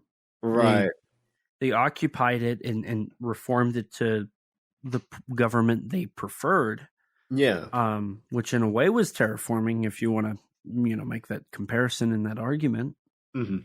They, following this, the alien, I guess, just leaves and turns into like a crystal. Right. Once it thinks its host is dead, it flies out and then they shoot it. Yeah. And it just disappears. Jokes ensue with the characters poking fun at each other and at the guy who specifically got possessed by the alien. And then Susumu meets with the captain, where the captain reveals that he is sick. He asks Susumu, like, what do you think of this ship, essentially? And talks about how Susumu is fit to be a leader just like his brother was. And then makes him acting captain. Which, this is a funny moment because initially Okuta asks him, will you be the captain? And he says no. And then he says, well, I'm just going to, make it an order. Make it an order. Effective Attention all crew immediately. members. Yeah. Which I laughed at that. I thought that was really, really funny. Yes, that's a great moment. And then following this, following this, like as soon as he becomes captain, they're attacked. They're attacked. How coincidental. Every time they do something significant in this movie, they get attacked. And for what? Why are they getting attacked? Oh, because the alien spaceship they have on their ship is letting out a signal. Who would have guessed that an active alien spaceship from an alien had race a living alien on it would have a honing device for everybody to track it? Especially for the aliens that kind of just revealed they're a hive mind. Yeah, not very smart. Not very smart at all. So we get another dogfight in space, and we get, some nice visuals of a fight in space. But what we don't see is what happens following the fight. They think they've won, but they find out that, I believe it's a stealth fighter. Yeah, and it's Sector 3. The Sector 3 bridge, I think, is what they call it. Which is like the bottom part of the Yamato. Right.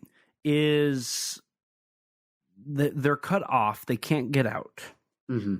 And they've sent a rescue team to get it open and get them out. But the stealth the stealth ship is about to blow up. It's like overloading itself and it's going to blow up. Which during this scene they say that, and there's like sound effects like symbolizing the fact that it's charging up and like it'll blow. But then it disappears, like that sound disappears as Susumu's like thinking over, and I'm like, well, this kind of makes it a little less dire. It kind of felt like.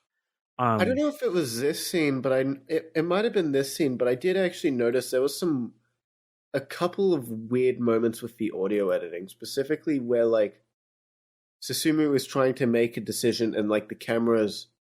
I'm pretty sure it was this scene. The camera's kind of panning to like the different people on the bridge talking to him, and then like there's this one character, one of the female characters, her voice is like muffled, where like you can't really make out much of what she's saying, and I thought that was really weird. I think in the dub that's fixed. Okay, I watched the Japanese version. Okay. Yeah, in the dub, it sounded really muffled and unclear. Like if it weren't for the subtitles, you would not like. If I were able to understand Japanese and didn't need subtitles, I probably wouldn't have been able to hear what she was saying. Right. Or at least not make it out. Right. And, It's only her character this happens with in this scene. Everyone else feels fine. See, I just know that the sound of like the spaceship charging up, like cut out like halfway through this scene, and it was a little like, okay, so is it like urgent, or can they like hold off a little bit and maybe get everybody out? Mm-hmm. The tension in this scene's just not there. There's no tension in this scene, right? And that is one thing that this movie lacks, is a lot of emotion. It's very much a point A, point B, point C, like, let's keep this train moving kind of movie. Right. There's no tension. There's no, like, it's just boom, boom, boom, boom. But it's not fast enough so that it makes you anxious, or they're on, like, a quick, like, they don't have a lot of time. Which I do think makes the film lack a little bit, because there's not a lot of pressure. Mm-hmm. Even when Susumu becomes captain, it really feels like there's not a lot of pressure. Even though they're trying to make that a thing, there's not a lot. I do like that this scene does force Susumu into a moral dilemma on whether or not he should tell Yuki to, blow up that point and essentially, like, abandon the people in, like, that Sector 3, that third bridge area, or not. And right, and we forgot to bring up earlier, I'm gonna shut up so you can say what you're gonna say. But earlier we did see one of the crew members who, like, knew Susumu and was, like, really excited to see him, like, walk up to him and say, "It's great to see you," and, like, "Oh, it's so awesome to see you." And then he tells his coworkers in that portion, "That's the dude I've been talking all about. That's him." And now he's faced with the decision to kill him or not kill him and kill everybody else, right, including them. I feel it doesn't feel as impactful as it could have, because we only really see that character that one single moment before. Right. And we're not given an explanation to why he's relevant for Susumu.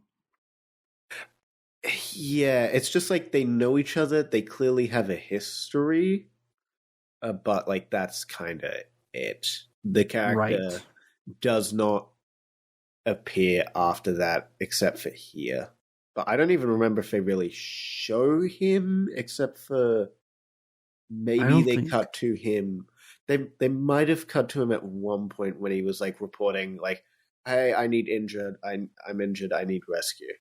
No, I think that was all voice. I think that was all done over the intercom. I feel like there was a shot. I feel like there was an insert shot of him. I feel like there was somewhere. Maybe. But I do agree. I feel like this could have been more impactful had they, like, developed that a little bit more. I think that this movie does kind of suffer from trying to establish Okuta and Susumu's relationship and contrasts that it lacks in developing any of the other characters and their relevancy. Right. It's got a big cast, but not enough time to really develop most of them. Right. And that's something... deaths later on kind of ring hollow. Right. Exactly. And, that's something like in Star Trek. Each character gets their time to shine, at least in the show, right? I mean, it's harder to do that in a movie, to be fair. It is. You've just got less time. Right. But what Star Trek, J.J. Abrams' Star Trek did is it did establish, if I remember correctly, Scotty got a lot of development. So did Kirk, obviously. Spock did. Let's see. Scotty, Kirk, Spock, and Bones, the Doctor. They were the main four, right? That was who when you talk about like popular characters, those are your core ones. And then you have like Uhura and Chekhov, and I want to say that's it for your main ones. But like Chekhov or Sulu, you also have Sulu. Chekhov was a later addition to the show. He was not in it originally. Mhm. And then Sulu was always that side character, and then so was Uhura. But they all had their time to shine in the movies, in the sequel, and going forward, right? Right. I mean, that is an advantage that Star Trek has, where it has sequels, whereas this film is a standalone film. Right. But they could have at least developed, because this movie, following this, Yuki does destroy the bridge, and Yuki comes on and clearly is having a moral dilemma herself about what she just did, right? Right. Where the romantic tension reveals itself and they kiss and whatnot. Mm-hmm. But besides the fact that she absolutely hated him, but also viewed him as like this hero, none of that was really established. I don't know about that. There's a little scene earlier where there's a bit... She's not cool with him, but he's a bit more playful with her, where I kind of picked up on it. And then wasn't surprised when it's like, oh, yep, develops into a full-blown romance. Right, I wasn't surprised, but I was also... too quickly. Yes, I think that's what it is it happens way too quick, and there's not enough build-up. There's not enough tension, right? Yeah. And that, I think, is a part of where this film suffers is it's not focusing on its main characters. Okuta is just moral support, right? But it's focusing so much on him, whereas you have, Susumu and his right-hand man, who I believe is the weapons officer for the bridge. If I remember correctly, his role in the bridge is weapons. Susumu or Shima? Shima, I think, is more just like steering the ship. Okay, so he's navigation. And the what? And the warp drive. Okay, so he's navigation. Yeah. Like, I feel like he and Susumu don't have enough time to develop. Yeah, 100% agree with that. But there's like the chemistry between those two is really good. Yeah. And that could have been a really cool like duo. Kind of like the Spock is the first mate that, actually makes all the calls on the bridge. But the Spock-Kirk relationship is what they could have had, right? Mm. Which I wish occurred, but we never have time because they're too busy focusing on Okuta. And then Yuki's relationship with him, that goes almost nowhere. Mm-hmm. Like it starts here, it goes a little bit farther, and then it just dies. It's over. They don't have time to develop this. Mm-hmm. Because at this point we're an hour and a half in and there's only an hour left. Right. And they still have to get to the planet, figure out what it is they need, get off the planet, go back to Earth, and figure it all out, right? Mm-hmm.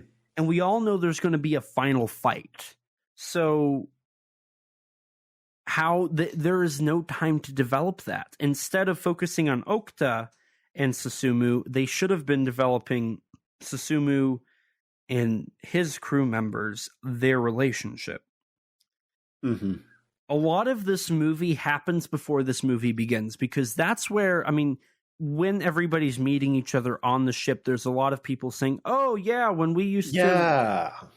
There's a lot of his stuff... whole, the fighter squadron that he had, the Black Tigers, as they're called, like, all of them, they have a history with him that is just kind of told to us. Right, and they're called the Kodai Squad, which is his last name. Mm-hmm.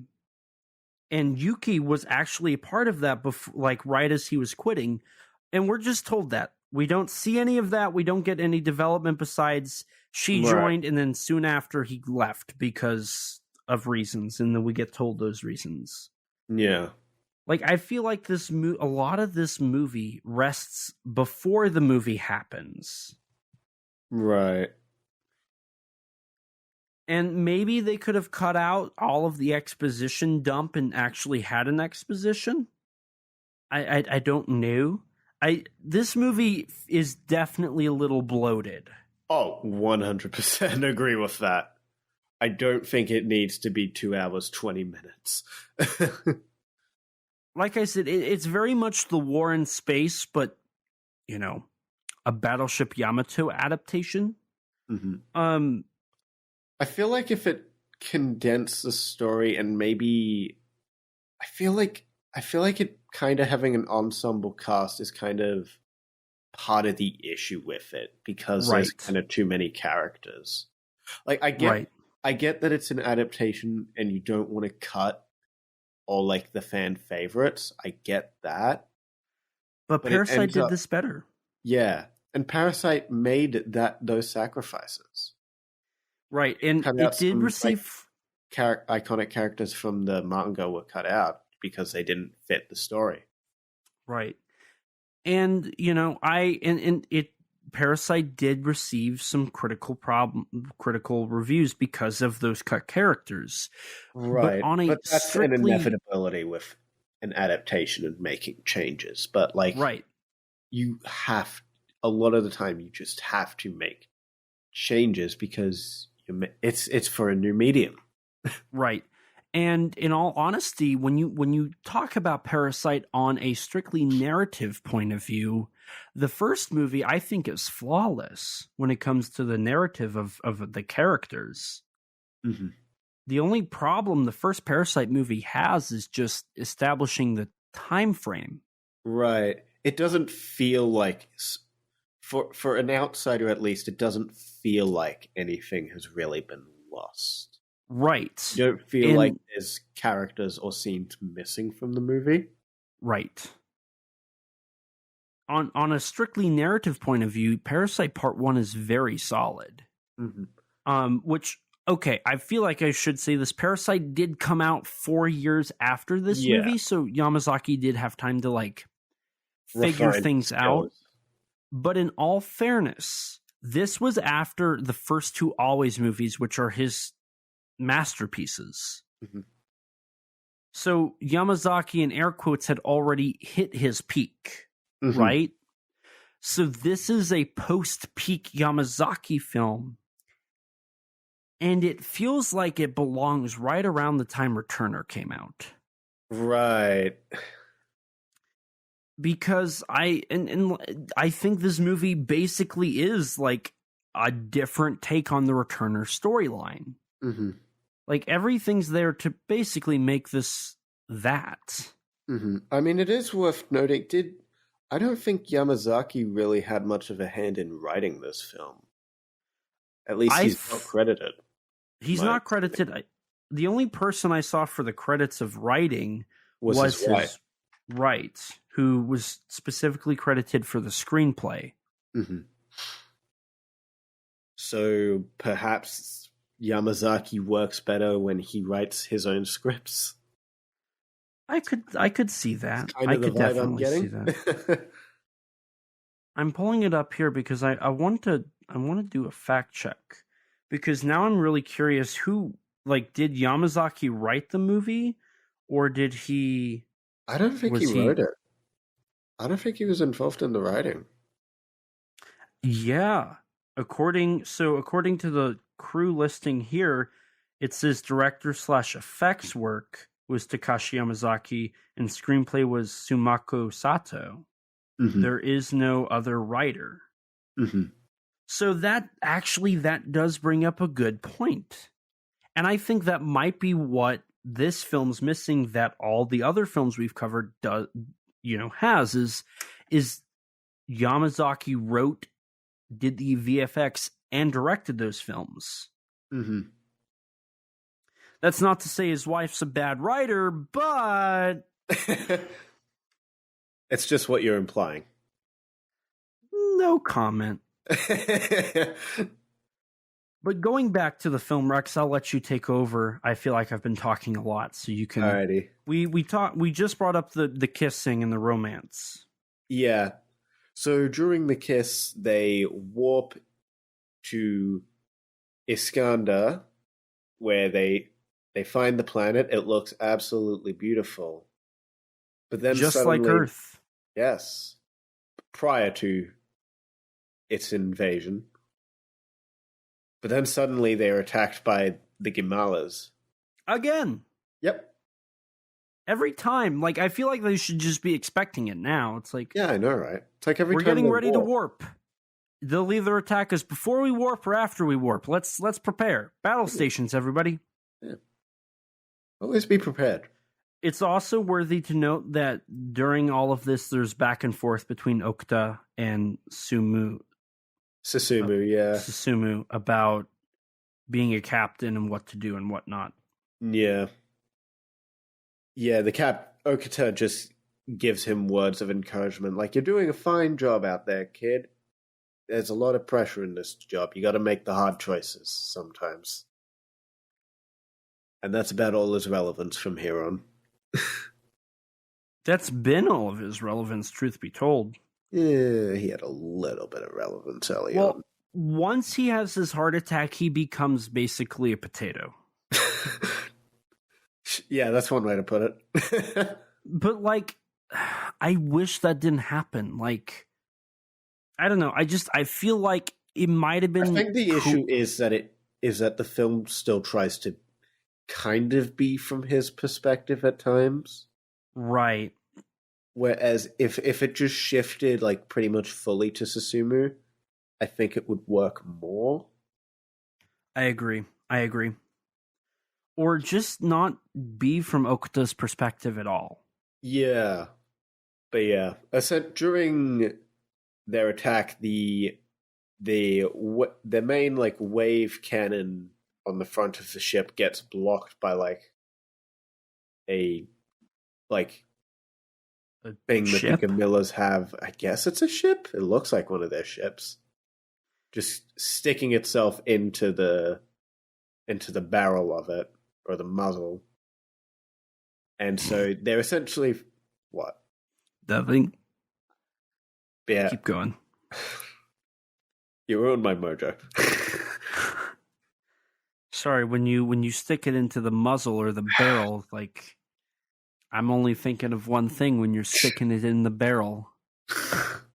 But yeah, since the cannon's blocked, they don't really have much of a way to defend themselves from.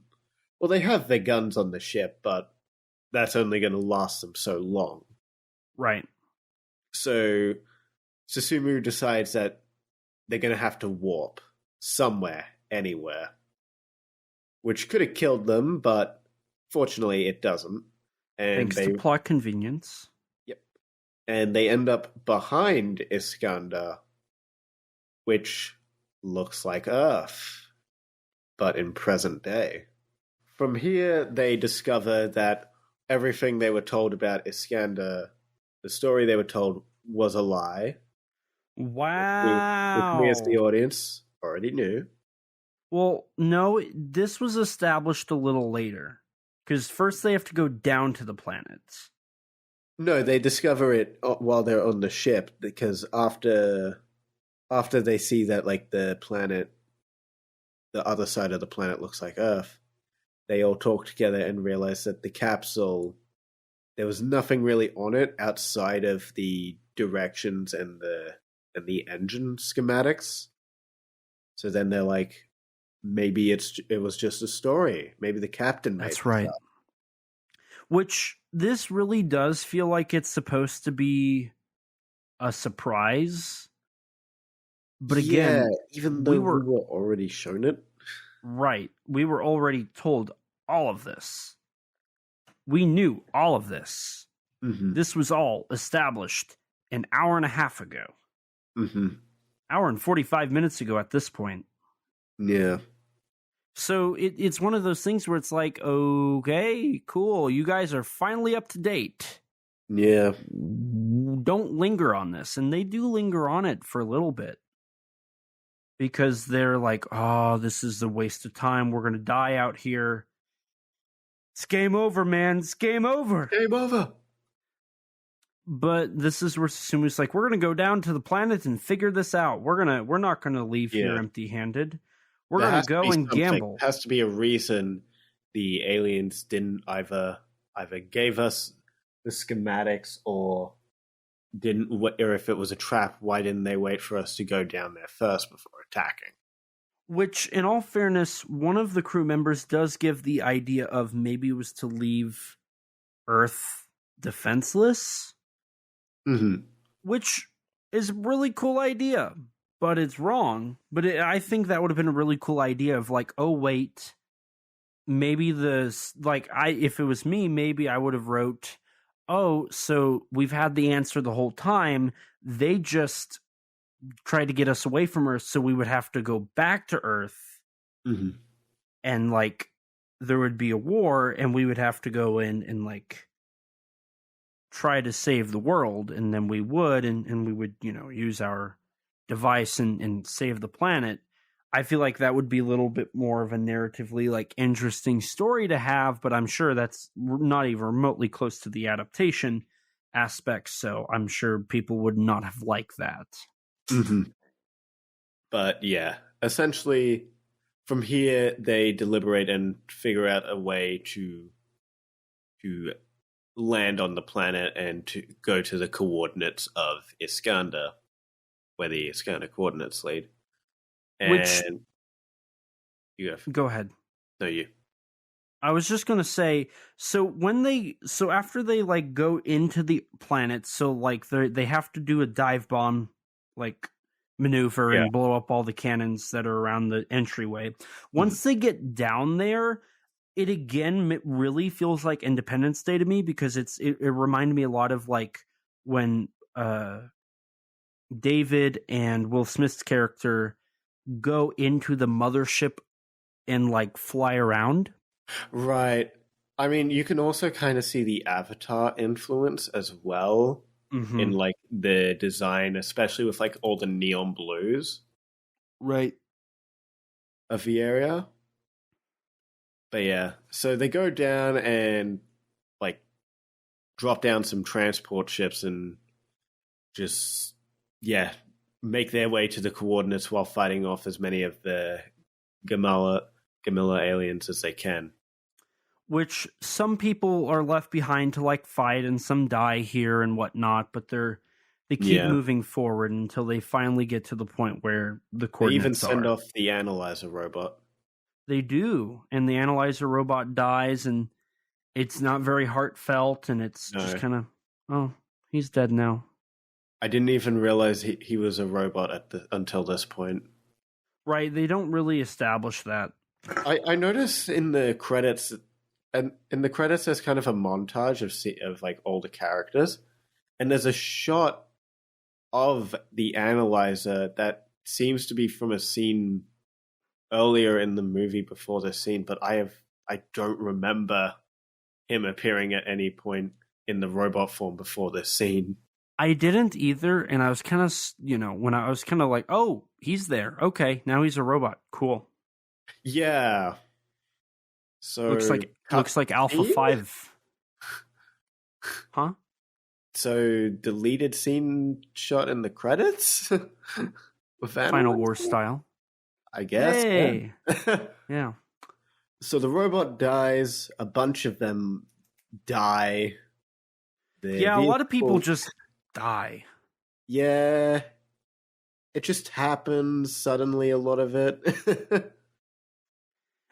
And, it's obviously one of those things where it's like the final, like, everybody's going to slowly get picked off until our final, like, our main characters get to the point, and then they have to make it back, right? Right. Which is essentially what happens. They find the coordinates, and it's a crystal that Yuki just decides, like any good character in the hit film that would come out 2 years later, Prometheus would do, just decides to touch it. Yeah, that works. Leading to her getting possessed. Though it's less horrifying because it's established very quickly that they're a good character. Yeah. It's This is Iskanda, as she calls herself, which is described as like another manifestation of like the Gamelas hive mind. Right. And It's they're like explained to sort of be like two sides of the same coin, which I don't entirely understand what it meant by that. I guess it's like yin and yang, like the good and the bad. I got that, but I just kind of didn't understand it. So is this like a separate like race of them, like, or I don't know. It doesn't really establish too well what Iskanda is and what separates it from the Gamelas. The only thing is it establishes that they have the anti-nuclear radiation stuff. Yeah, which isn't actually a device, it's just a power that Iskanda has. And from here, Iskanda just goes with them? Yeah.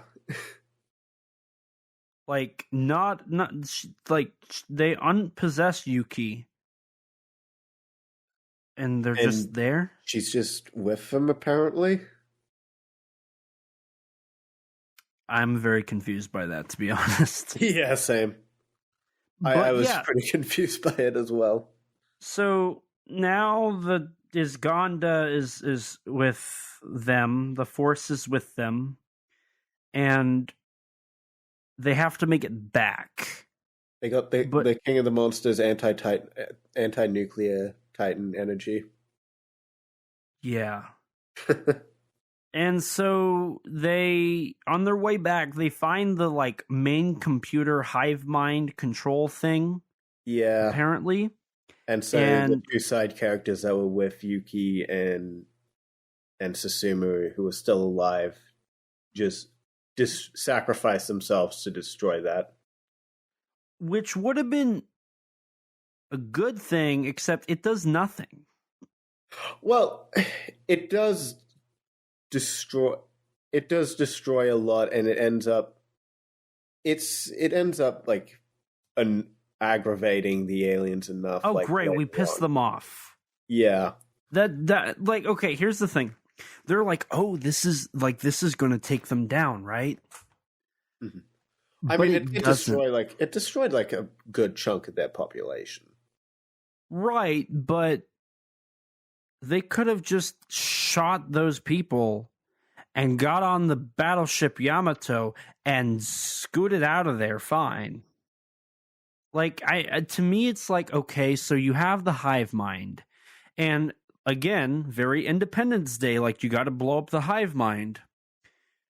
And if that was their home base, then, like, why are they still functioning? Like, it was like, what's the point of doing this? It's just to kill these two characters that we partially know. Yeah. So for me, it was just kind of like, okay, cool, like I guess. The Baxter kind of rings hollow. Right. And so Susumu and Yuki get back while these two blow up the hive mind and both die to the aliens. Mm-hmm. And they get on the battleship Yamato and leave. Yep. But instead of like going to Earth, they go to the solar system. I guess they can't warp to Mars again. It was a little weird. It was like, okay, why plot convenience? Like, are they out of warp juice? Like, what? I don't know.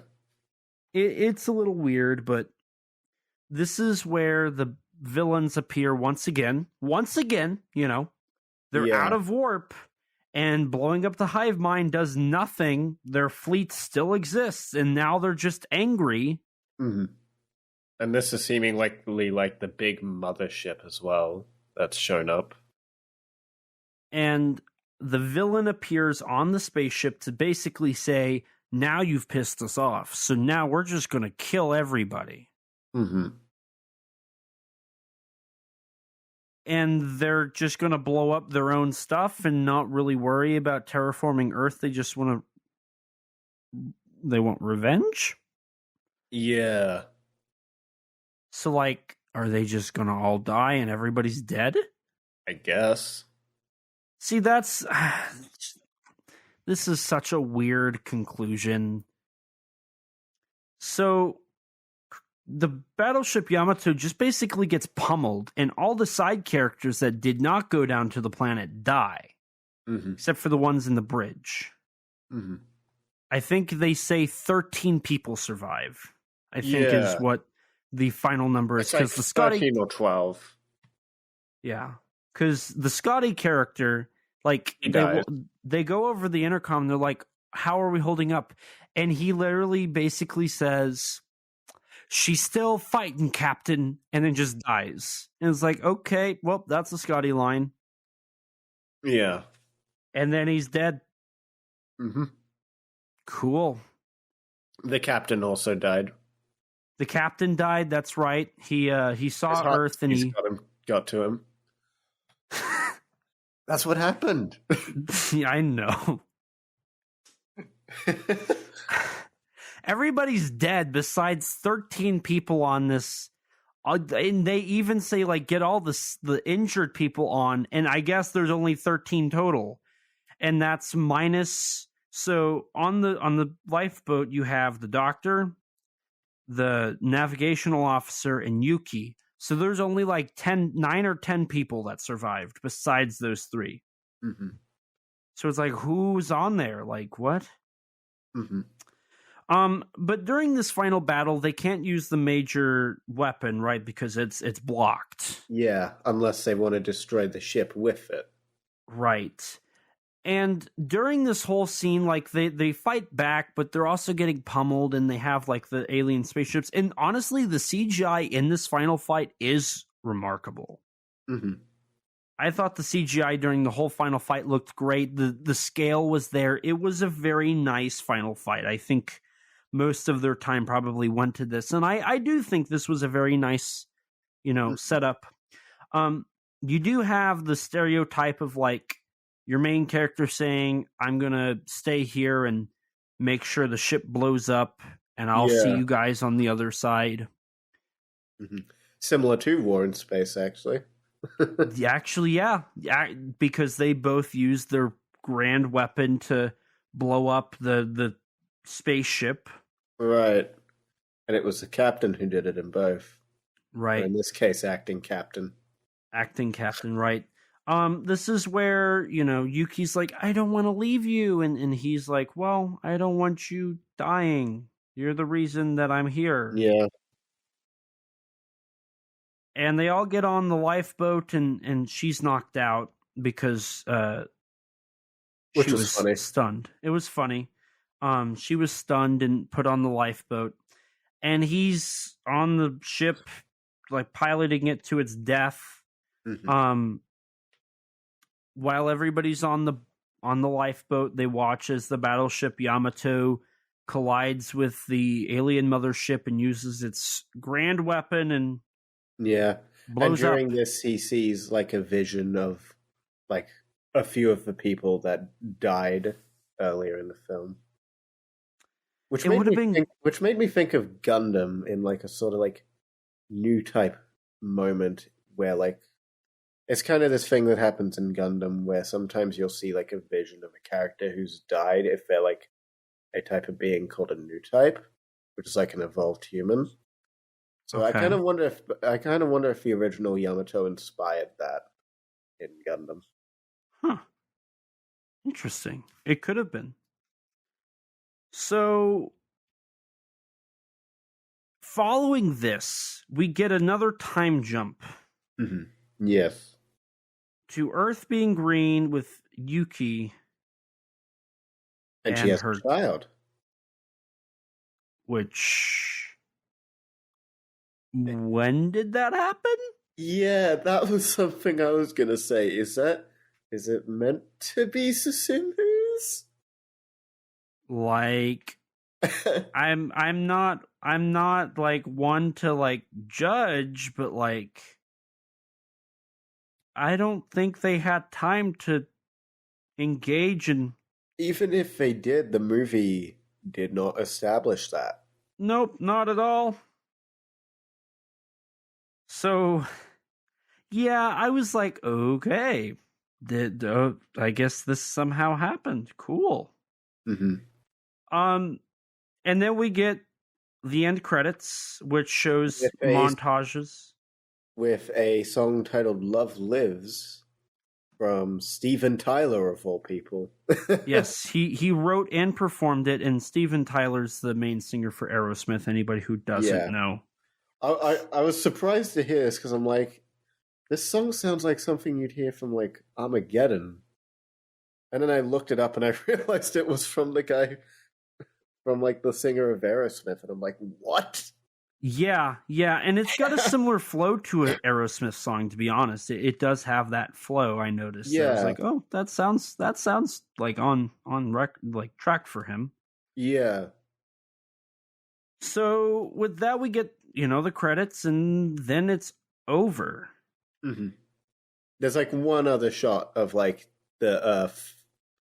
That's being right. Nice and beautiful, but with craters from the war.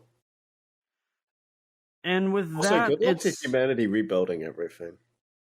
That is true. Like, how are they going to do that? Like, they have no. Everything's I guess they been got terraformed, and there's like no trees. Magic. Where are they going to get all the resources outside of like the underground bases they still have? The stuff that's been buried that people were trying to salvage. Yeah. Good luck. So with that, we've reached the end of the movie. Mm-hmm. I have two more notes here.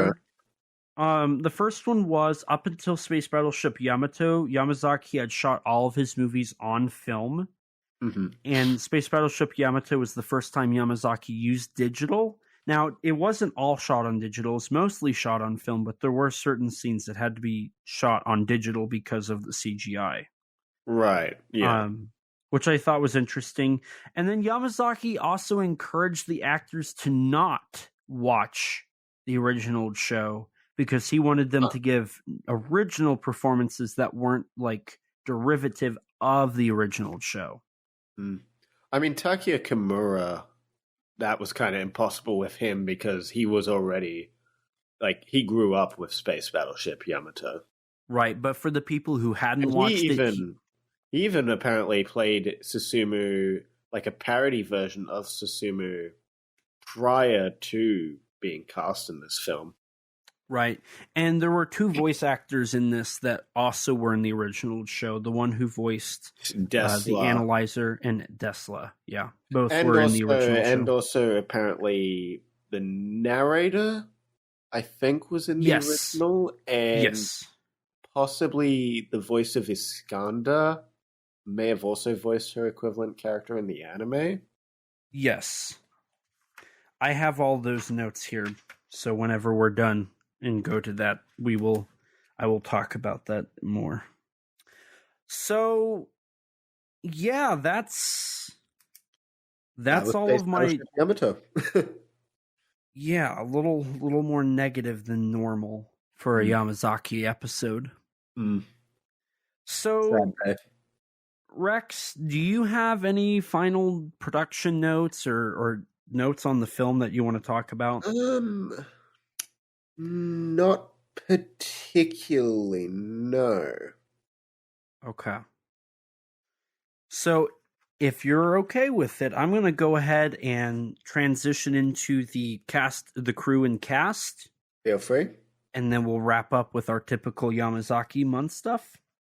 I'm not going to list off what Takashi Yamazaki has done because this month has been all like about that. So if you want to know what other movies he's directed, done the VFX for, selection.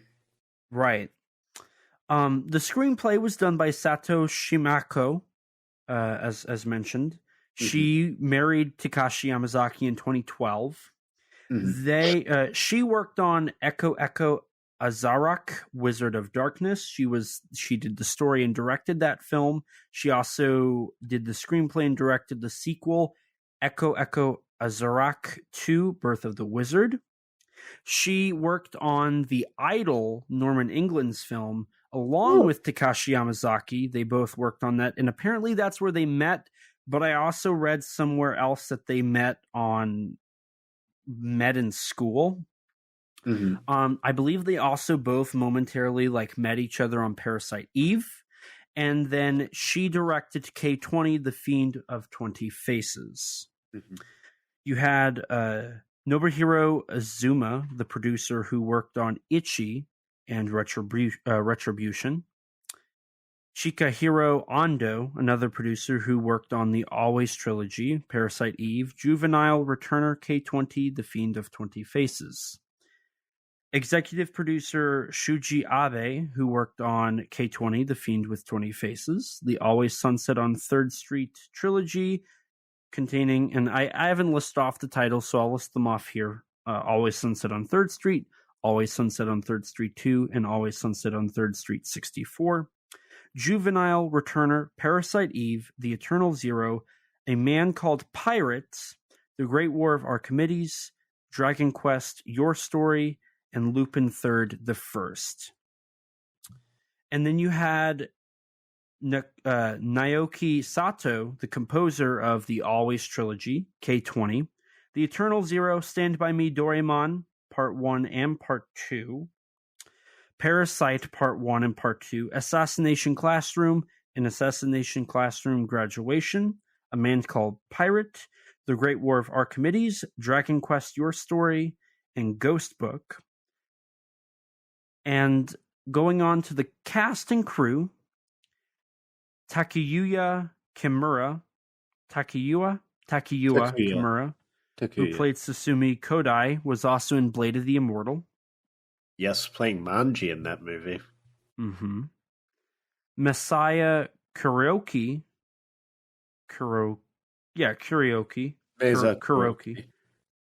played Yuki Mori, who was in Assault Girls, Lupin III, One Missed Call 3 Final, and True Horror Stories. Toshihiro. The interesting thing with her in One Missed Call 3 is that in that movie, she's I believe she's one of the main characters and co-stars with the main girl in the Always Sunset trilogy. Ooh, that's really cool. And another thing that I actually neglected to mention earlier was that her character in this film, Yuki Mori, was originally supposed to be played by Erika Sawajiri. Right. Which I don't think she had any tokusatsu credits. I don't remember. No. She doesn't even act anymore after her arrest. Oof. So we have Toshihiro Yanagiba, who played Shiro Sanada, who was in Scary True Story Summer Special, and Here's Our Connection, Ring the Final Chapter. The final chapter, yes. Yes. You had Naoto Ogato, who played Daisuke Shima, who was in Shoplifters in Fukushima 50. Toshiyuki Nishida, who played Hikozoemon Tokugawa, who was in What to Do with the Dead Kaiju and Love and Peace. Hiroyuki Ikeuchi,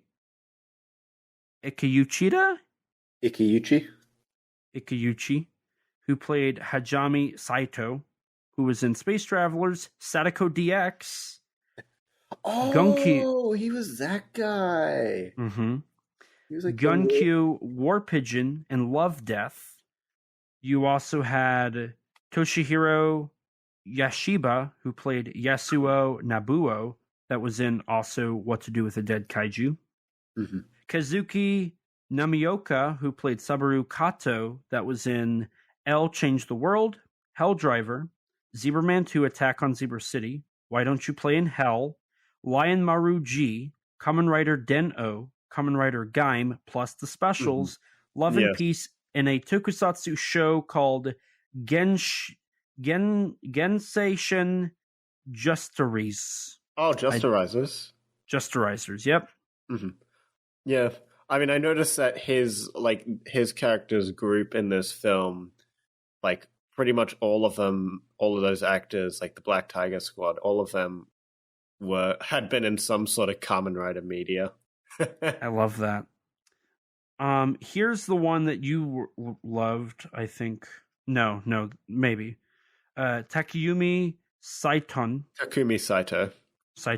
You butchered that name horribly. Oof. Who played Yamamoto. Mm-hmm. That was in Kabuto Beetle, The Rug Cop, 20th Century Boys 3 Final, Robo Geisha, Vampire Girl vs. Frankenstein Girl, Shin Godzilla, Cube, Shin Ultraman, Shin Kamen Rider, and Rex, what's the television show he was in? Mm-hmm. I feel like you know it. Takumi Saito. Was he in Ring or something?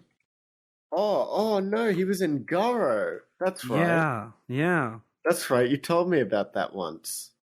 I did. He played a minor character in like one or two scenes. You should have remembered that. I'm sorry, man. I barely remember his character at all. I see. Well, you're a fake fan. Hey, it's been like 2 years. It's been a year. Maybe. No, it's been 2 years since I saw Garo. I'm moving on. Takehiro Miura, who played Furuya, was in Kamen Rider Black Sun, The Great Yokai War 2 Guardians, Shin Godzilla, Attack on Titan the movie Part 1 and Part 2, and The Eternal Zero. Mm-hmm. Tsutomu Yamazaki, who played Juzo Okata, was in Akira Kurosawa's High and Low, Akira Kurosawa's Kagemusha, and was in Takashi Miike's As the Gods Will and Blade of the Immortal. Kensuke Owada, who played Kenjiro Ota, was in Tomie Unlimited and The Eternal Zero.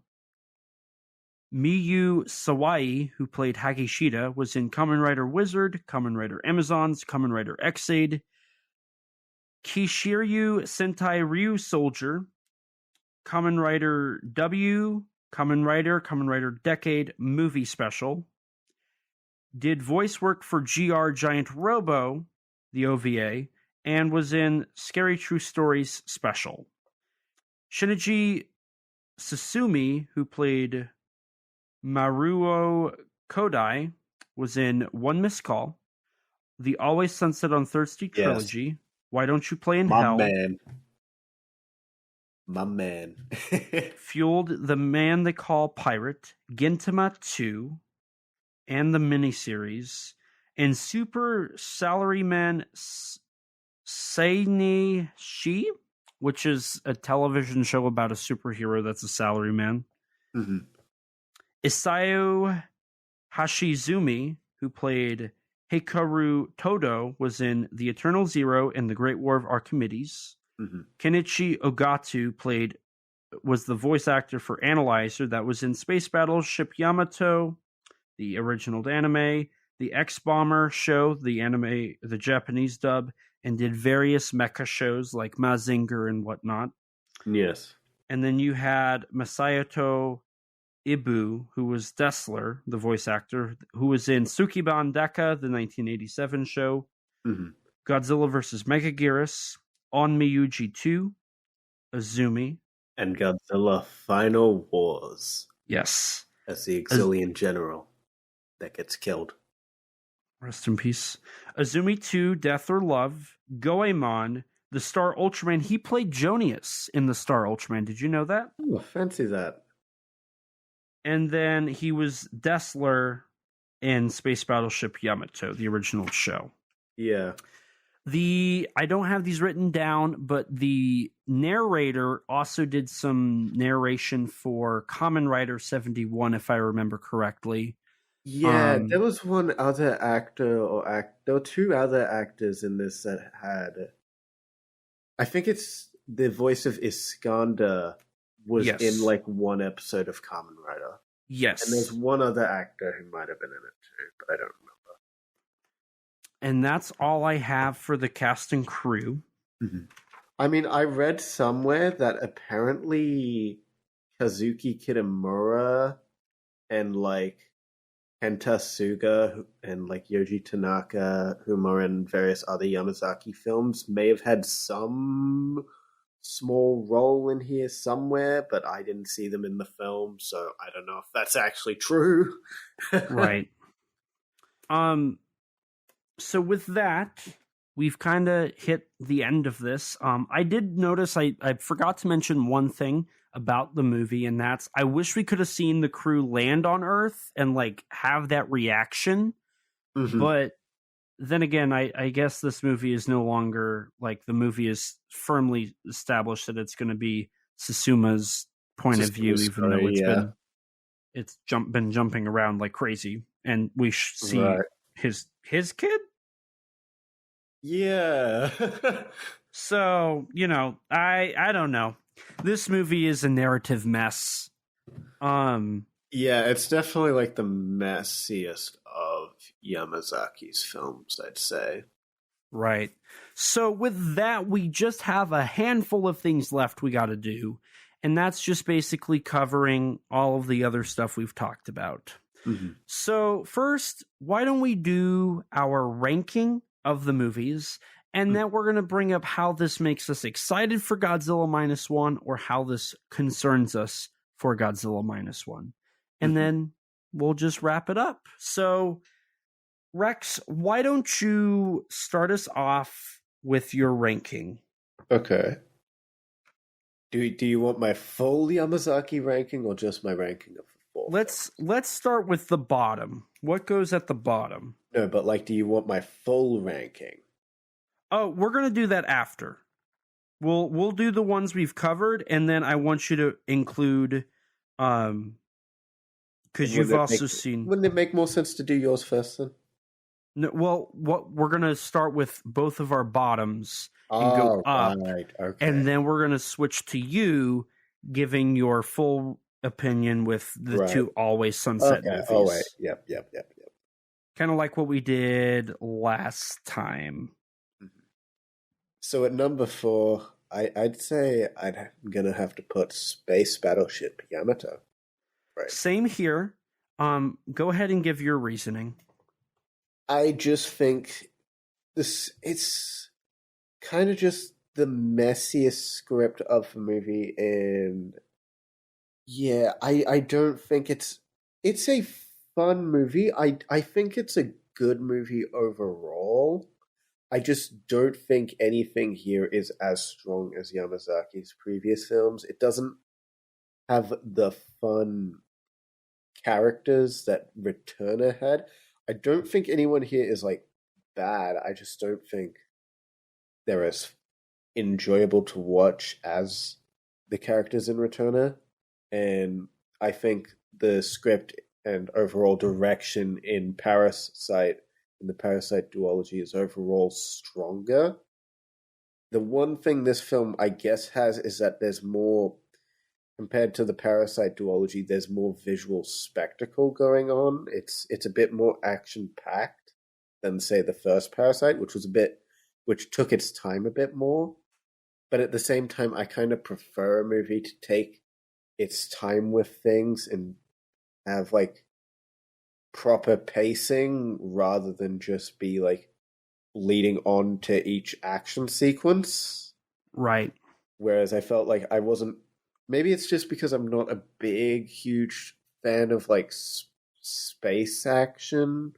Like I find like the starship battles in Star Wars to be the least interesting part of like the original film. So, bit of my bias, but maybe that also impacted my ranking. Gotcha. See, what's funny is because this is my second time watching the movie. I saw it. This was one of the first movies I actually watched. It was your what? This is my first time. Okay. So when I watched this initially, I watched this probably 2 years ago. This was one of the first movies I watched when I expanded my tokusatsu from just kaiju to tokusatsu in general. And I remember really liking it. I remember thinking, man, this was actually a good Japanese Star Trek movie. And what's weird is, up until we did this recording, I had this a little higher on my list. But as we broke it down, I'll be honest, my mind changed during this recording. This really and honestly just didn't do it for me. This movie kind of, like, breaking it down and talking it over, like the narrative, like, this is a really messy movie. I don't think it's bad. I think the overall filmmaking here is pretty good. I like a lot of the production design of this movie. And I think overall the script, it's messy, but it's not terrible. Right. So this movie is visually beautiful. The movie gets the visuals right. The CGI is done right. I think the production design's good. I enjoy the actors, and what chemistry we have is really good. But the script is not up to par with everything else.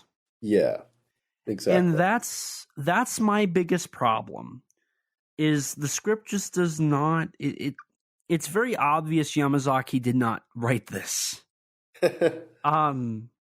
I was kind of surprised as we were talking through this. It was like, man, there's a lot of script problems.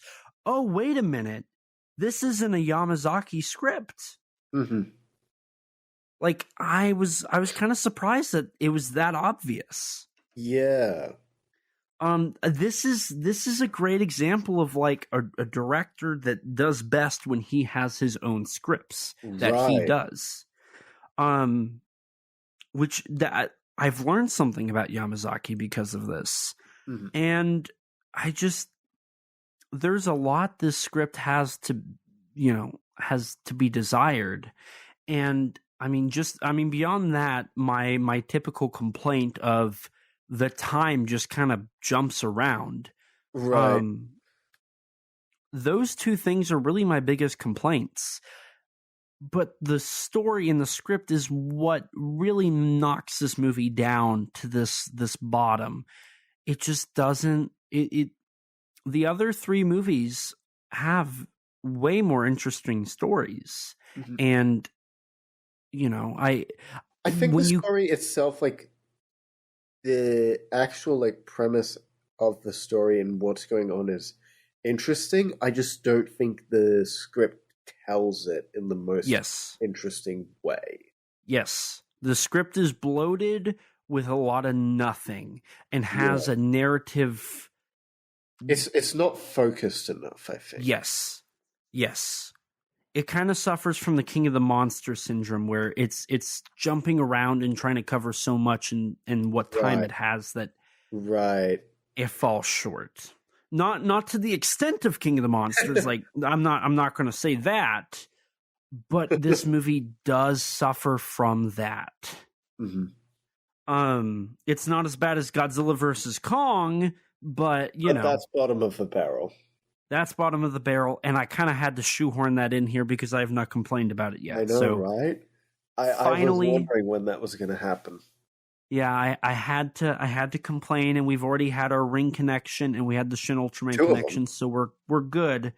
But no, I really and honestly think that this movie has a lot of potential, but it could use a major narrative change. Right. I think you could get rid of a lot of this narrative and rewrite it, and it would be a lot better. Yeah. So from this point on, I think we know each other's. So, we'll just go over it briefly and then we'll get to your overall ranking. So at your number 3, Rex, what do you have? So like last time, I've got Parasite Part 2. So what does Parasite Part 2 do better than Space Battleship Yamato? It is a sensible script. It is a more sensible script. Okay. That and is also visually, I think just like that last sequence of the film is really just really cool visually. Yes. For me, my number 3 is Returner. I feel like Returner's just a better version of Yamato's story. Not on as big of a scale, like it's not as grand. It's a lot more personalized and tiny. But what Returner does is exactly what Space Battleship Yamato should have done. Yes. Returner is a lot more focused, particularly on its 2 lead characters. Right. And where your Yamato is trying to be an ensemble, and that just ends up not working. Right. And Returner has your 2 side characters. You have Ji, and you have your villain. And both of those 2 characters, I think Ji is right. And Ji, I would say, is the best character in that movie. So you could do 4 characters, and I said you should have Kodai.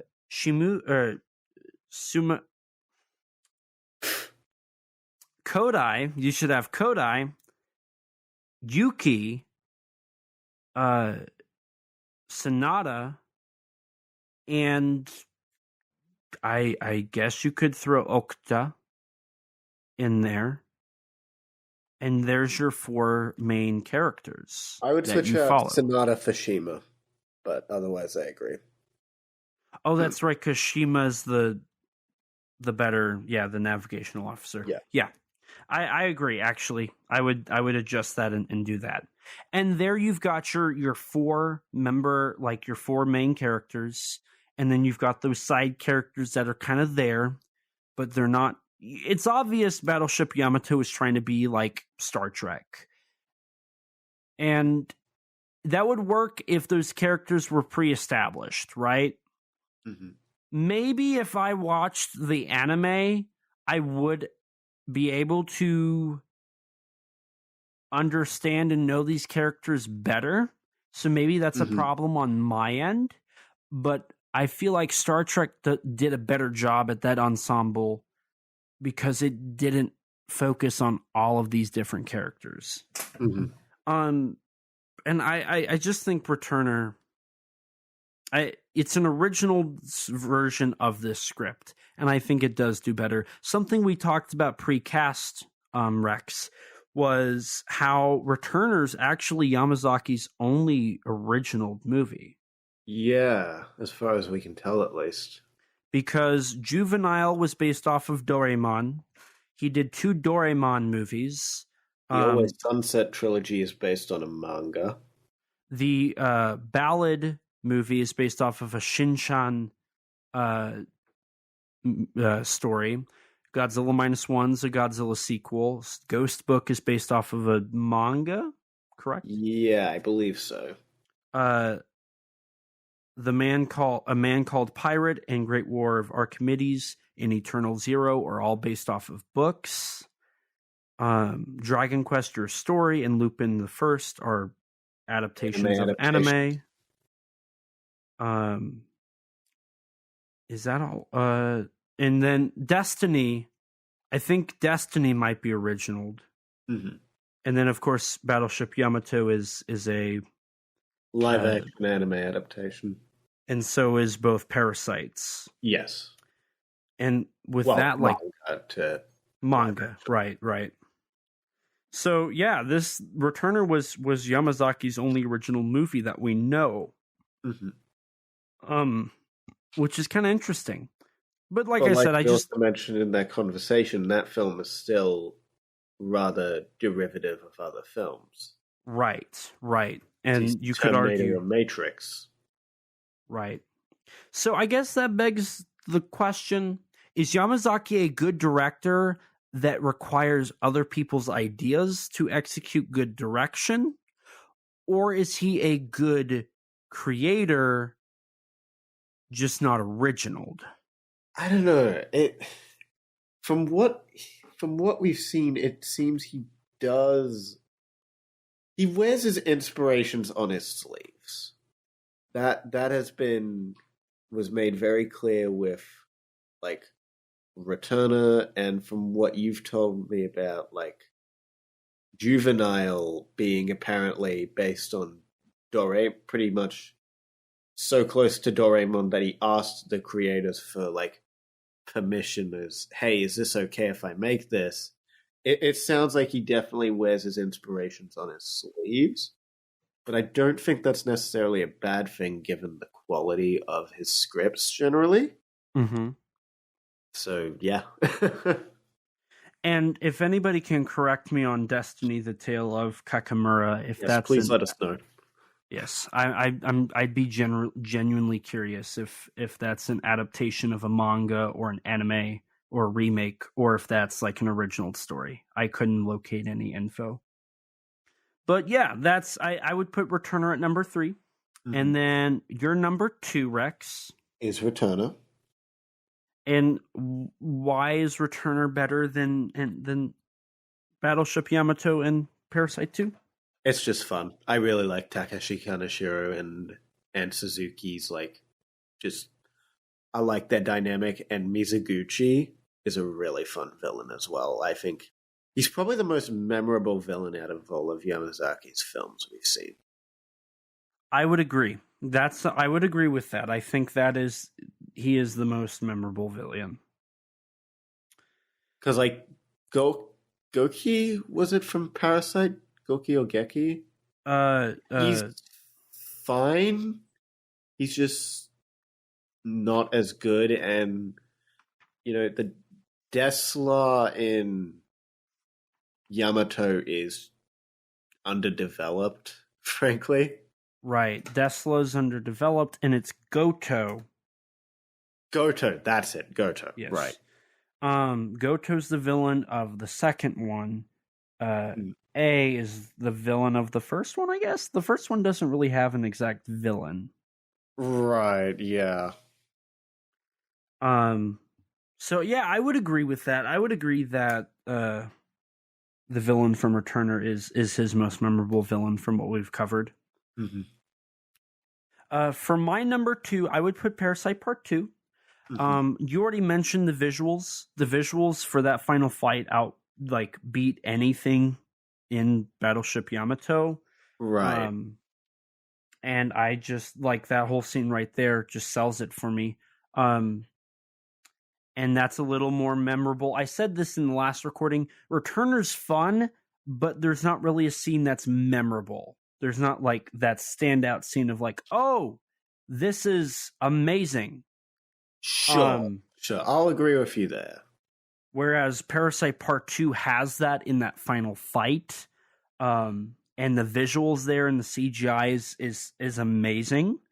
And the score and certain scenes, like the intercut of the middle part between City Hall and Tamiya, like amazing. Right. That whole sequence actually is a standout scene from Parasite Part 2 that I forgot to mention as well, that I really like. So like those two scenes in particular, and the score and the visual effects in that final fight all just kind of bump that up for me, up to that number 2 spot. Mm-hmm. More so than Battleship Yamato's visuals, and it's more memorable than both Battleship Yamato and Returner, but Returner's a better take on the story of Battleship Yamato's story.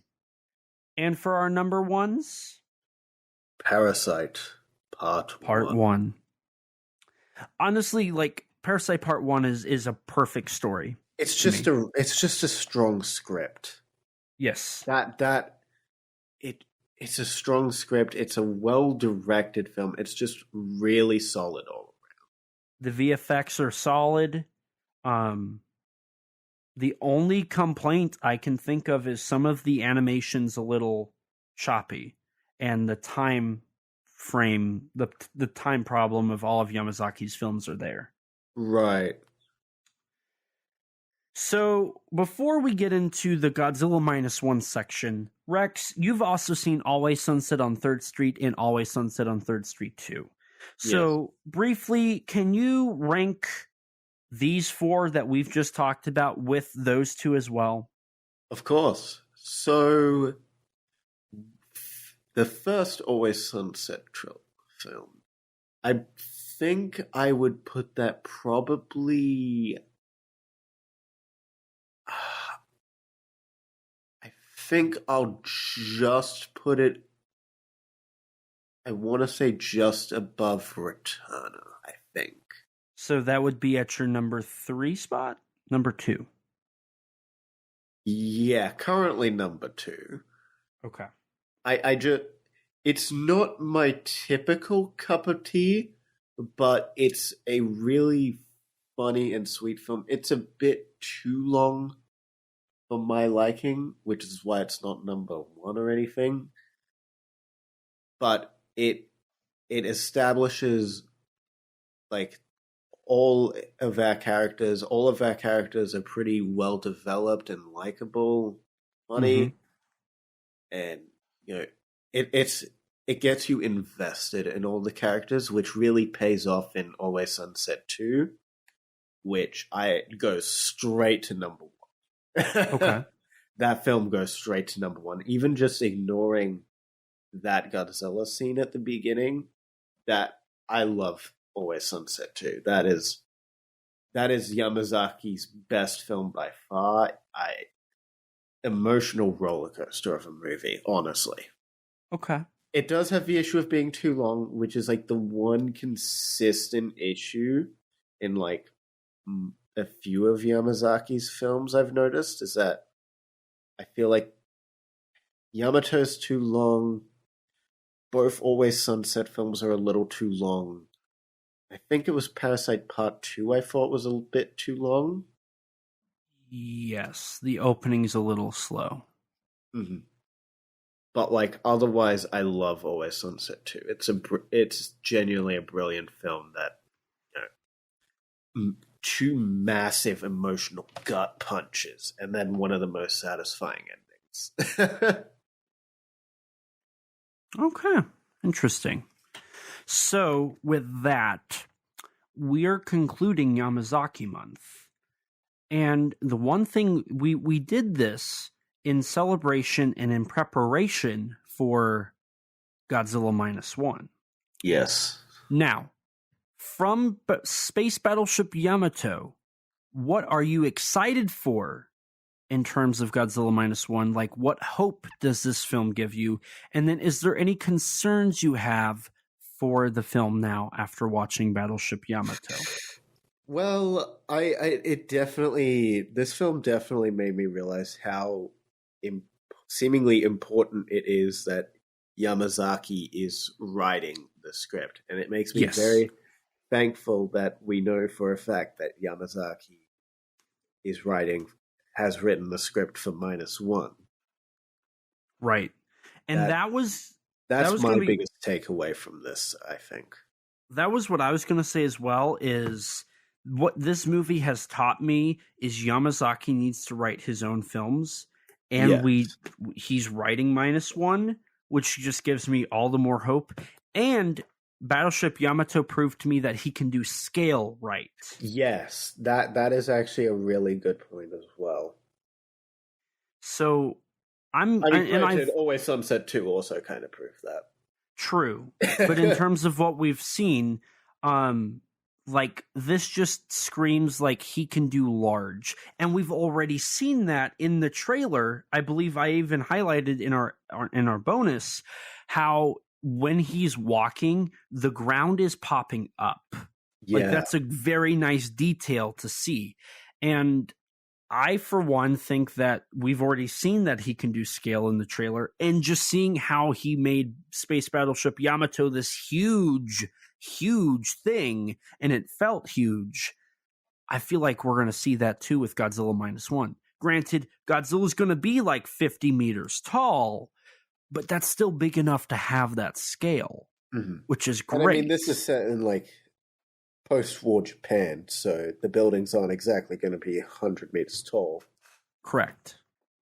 So with that being said, like I feel like the CGI, of course, is going to look great. I feel like we know that for a fact. I mean, from what we've seen, like, it's been 13 years since, like, Yamato, and you could tell there's been a lot of improvement very clearly in the -1 teaser. Right. So, like, I feel like it's I feel like it's safe to say visually this film's going to be very beautiful. Mm-hmm. VFX wise, this movie's going to look amazing. Mm-hmm. The scale is going to be present.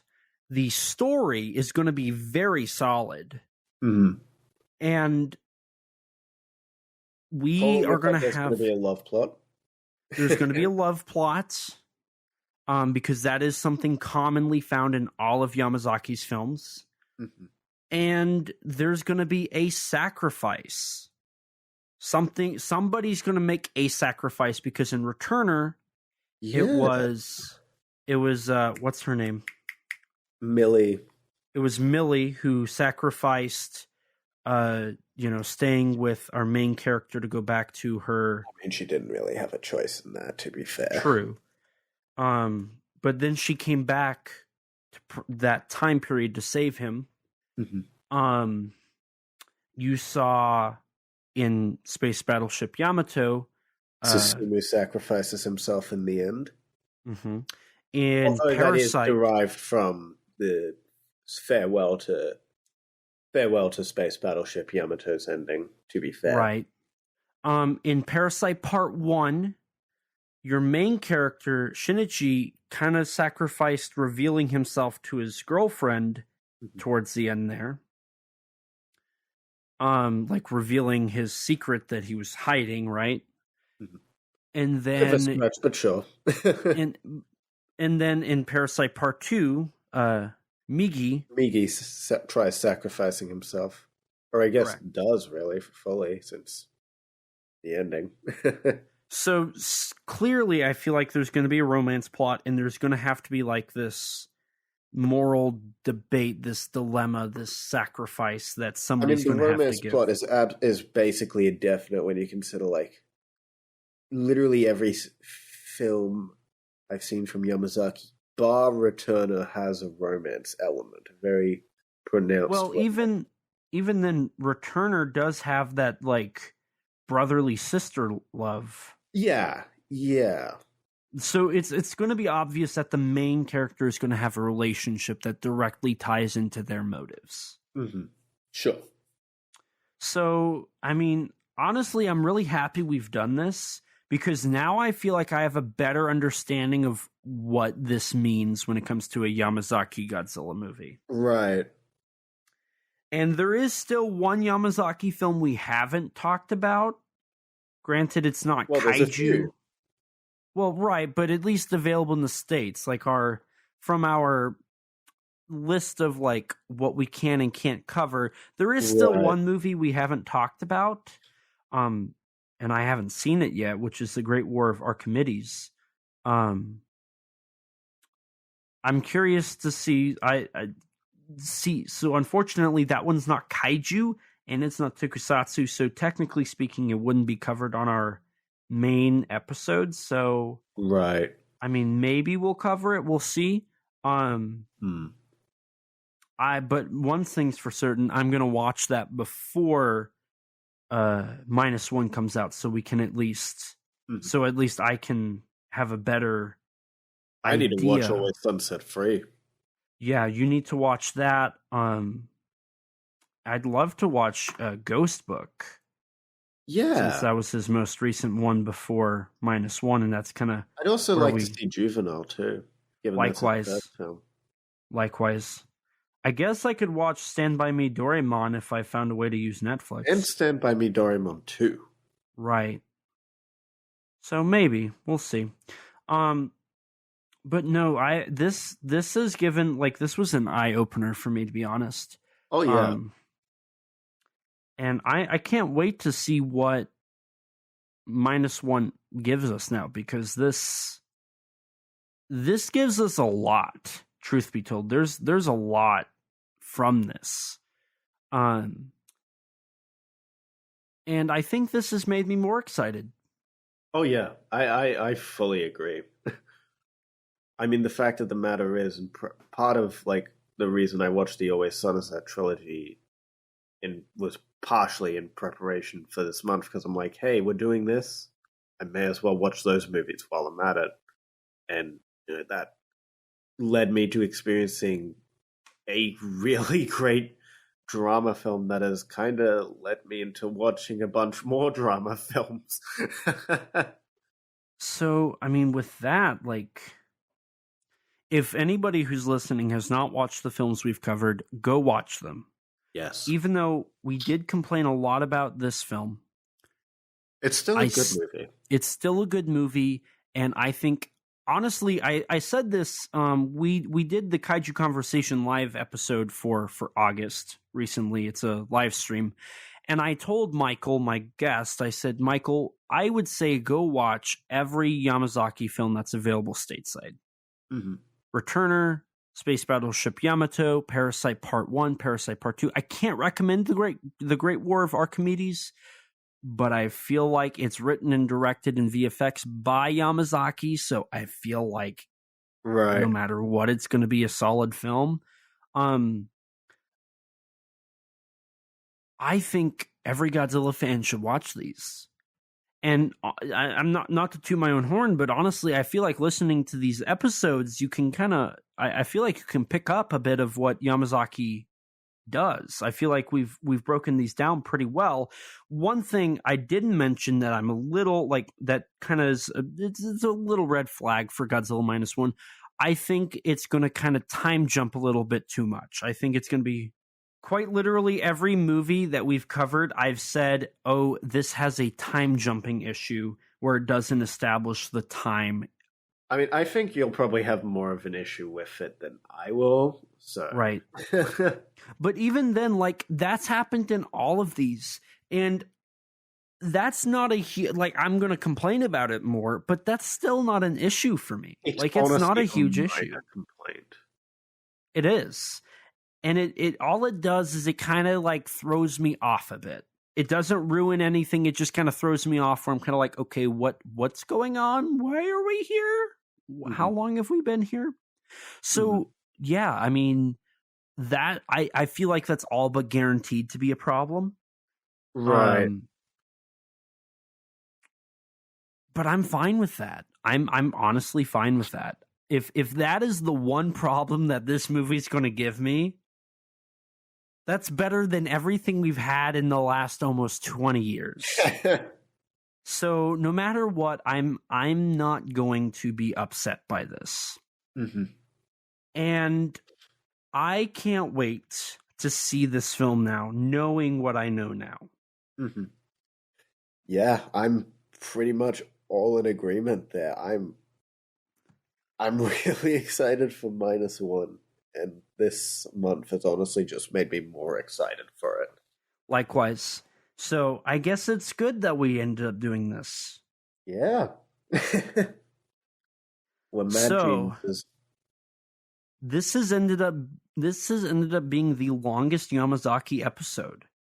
Yeah. Kind of like a grand bow for this month. God help me. So I don't want to overbloat this episode, so why don't we go ahead and do the final part of these episodes, and that's letting the listeners know where they can find us at. So Rex, why don't you start us off? Well, dear listeners, you can find me on YouTube at Rexino, on Twitter at Rex_Xenomorph, and on Instagram, Rex_Xeno. And if you want to check out some of my writing, go take a look at the Tokusatsu Network. And as for me, hi, my name's Elijah. You can find me on YouTube at ET13 Productions, on Twitter at ET13 Productions, or on Instagram at ET13 Productions. If you want to find my personal socials, it's not difficult, but I'm not going to link them here. As for the podcast, don't forget to rate us on iTunes. That boosts our ratings and helps us get recommended to more people just like you. We have had 2 reviews. But no like statements, no comments, nothing, just 2 5 stars. We're now sitting at a 3.2. Thank you to the people who did that. Just keep them coming. It's highly appreciated. and I feel like these episodes are worth more than a 3.2. If you don't have an Apple device, which I don't blame you, I don't. That's actually a lie. Maybe that's why we're at a 3.2, is I keep lying about not using an Apple device. But you can rate us on Spotify now. So for the 32 people, for all those 5 stars, if you want to hop on the Spotify, leave us a 5-star there. It'd be highly appreciated. Or if you're listening on Spotify, hop on over to Apple Podcast and leave us a 5-star review. You don't even really need an Apple device. You just need to go to applepodcast.com and look us up, and then you can leave a 5-star. You'll just have to sign into an Apple account. If you want to stay up to date with all things Kaiju Conversation related, you can follow us on Twitter X at KAIJU_CONVERS. If you don't have Twitter, you can follow us on Instagram or like us on Facebook at the same handle.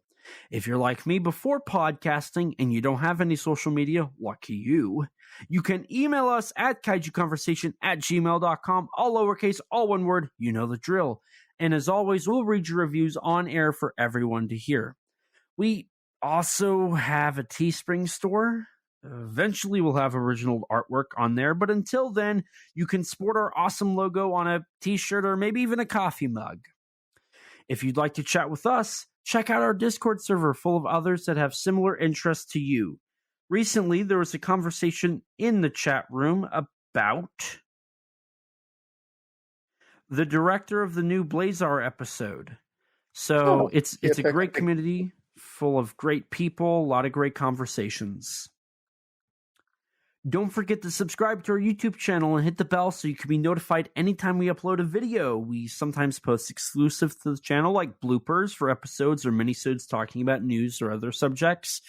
We also do live streams. We do monthly live streams in a show called Kaiju Conversation Live, where I hop on with one guest and we chat for however long it lasts. We also have an interview with Mechagodzilla designer Jared Kerchevsky on the channel. I definitely butchered his name, and I apologize for that, but we do have that on the channel if you want to check it out. A huge thanks to Rex for editing all of these episodes and all the other content we upload. His links can be found in the description below. Yes. Along with Rex, we'd like to give a huge thanks and shout out to Danny DeManna of the Godzilla Novelization Project for his amazing vocals on our theme song. You can support him by following him on Twitter at Danzilla93_GNP or visit his website, GodzillaNovelizationProject.com. And a huge thanks to Grattan Conwell from the podcast Giant Monster BS for composing the music for our theme song. You can support him by following the podcast on Twitter at Giant Monster BS or on any podcast platform under the name Giant Monster BS. And with that, we're going to wrap things up here. So thank you guys so much for listening. Thank you for tuning in to Yamazaki Month. And we cannot wait to enjoy Godzilla -1 with all of you coming December 1st, or if you're in Japan, November 3rd of this year. So stay tuned. We will definitely cover that movie because we are not going to miss that for the world. So thank you guys so much. And as always, please remember, life's too short to not talk big. Bye, guys. Bye. We are set, we are in debt, there's nothing to sweat. Life's too short now, baby. And not too big now, baby. Conversation. His name's Elijah, baby. And also Rex now, baby. We love those kaiju, baby. And you will too now.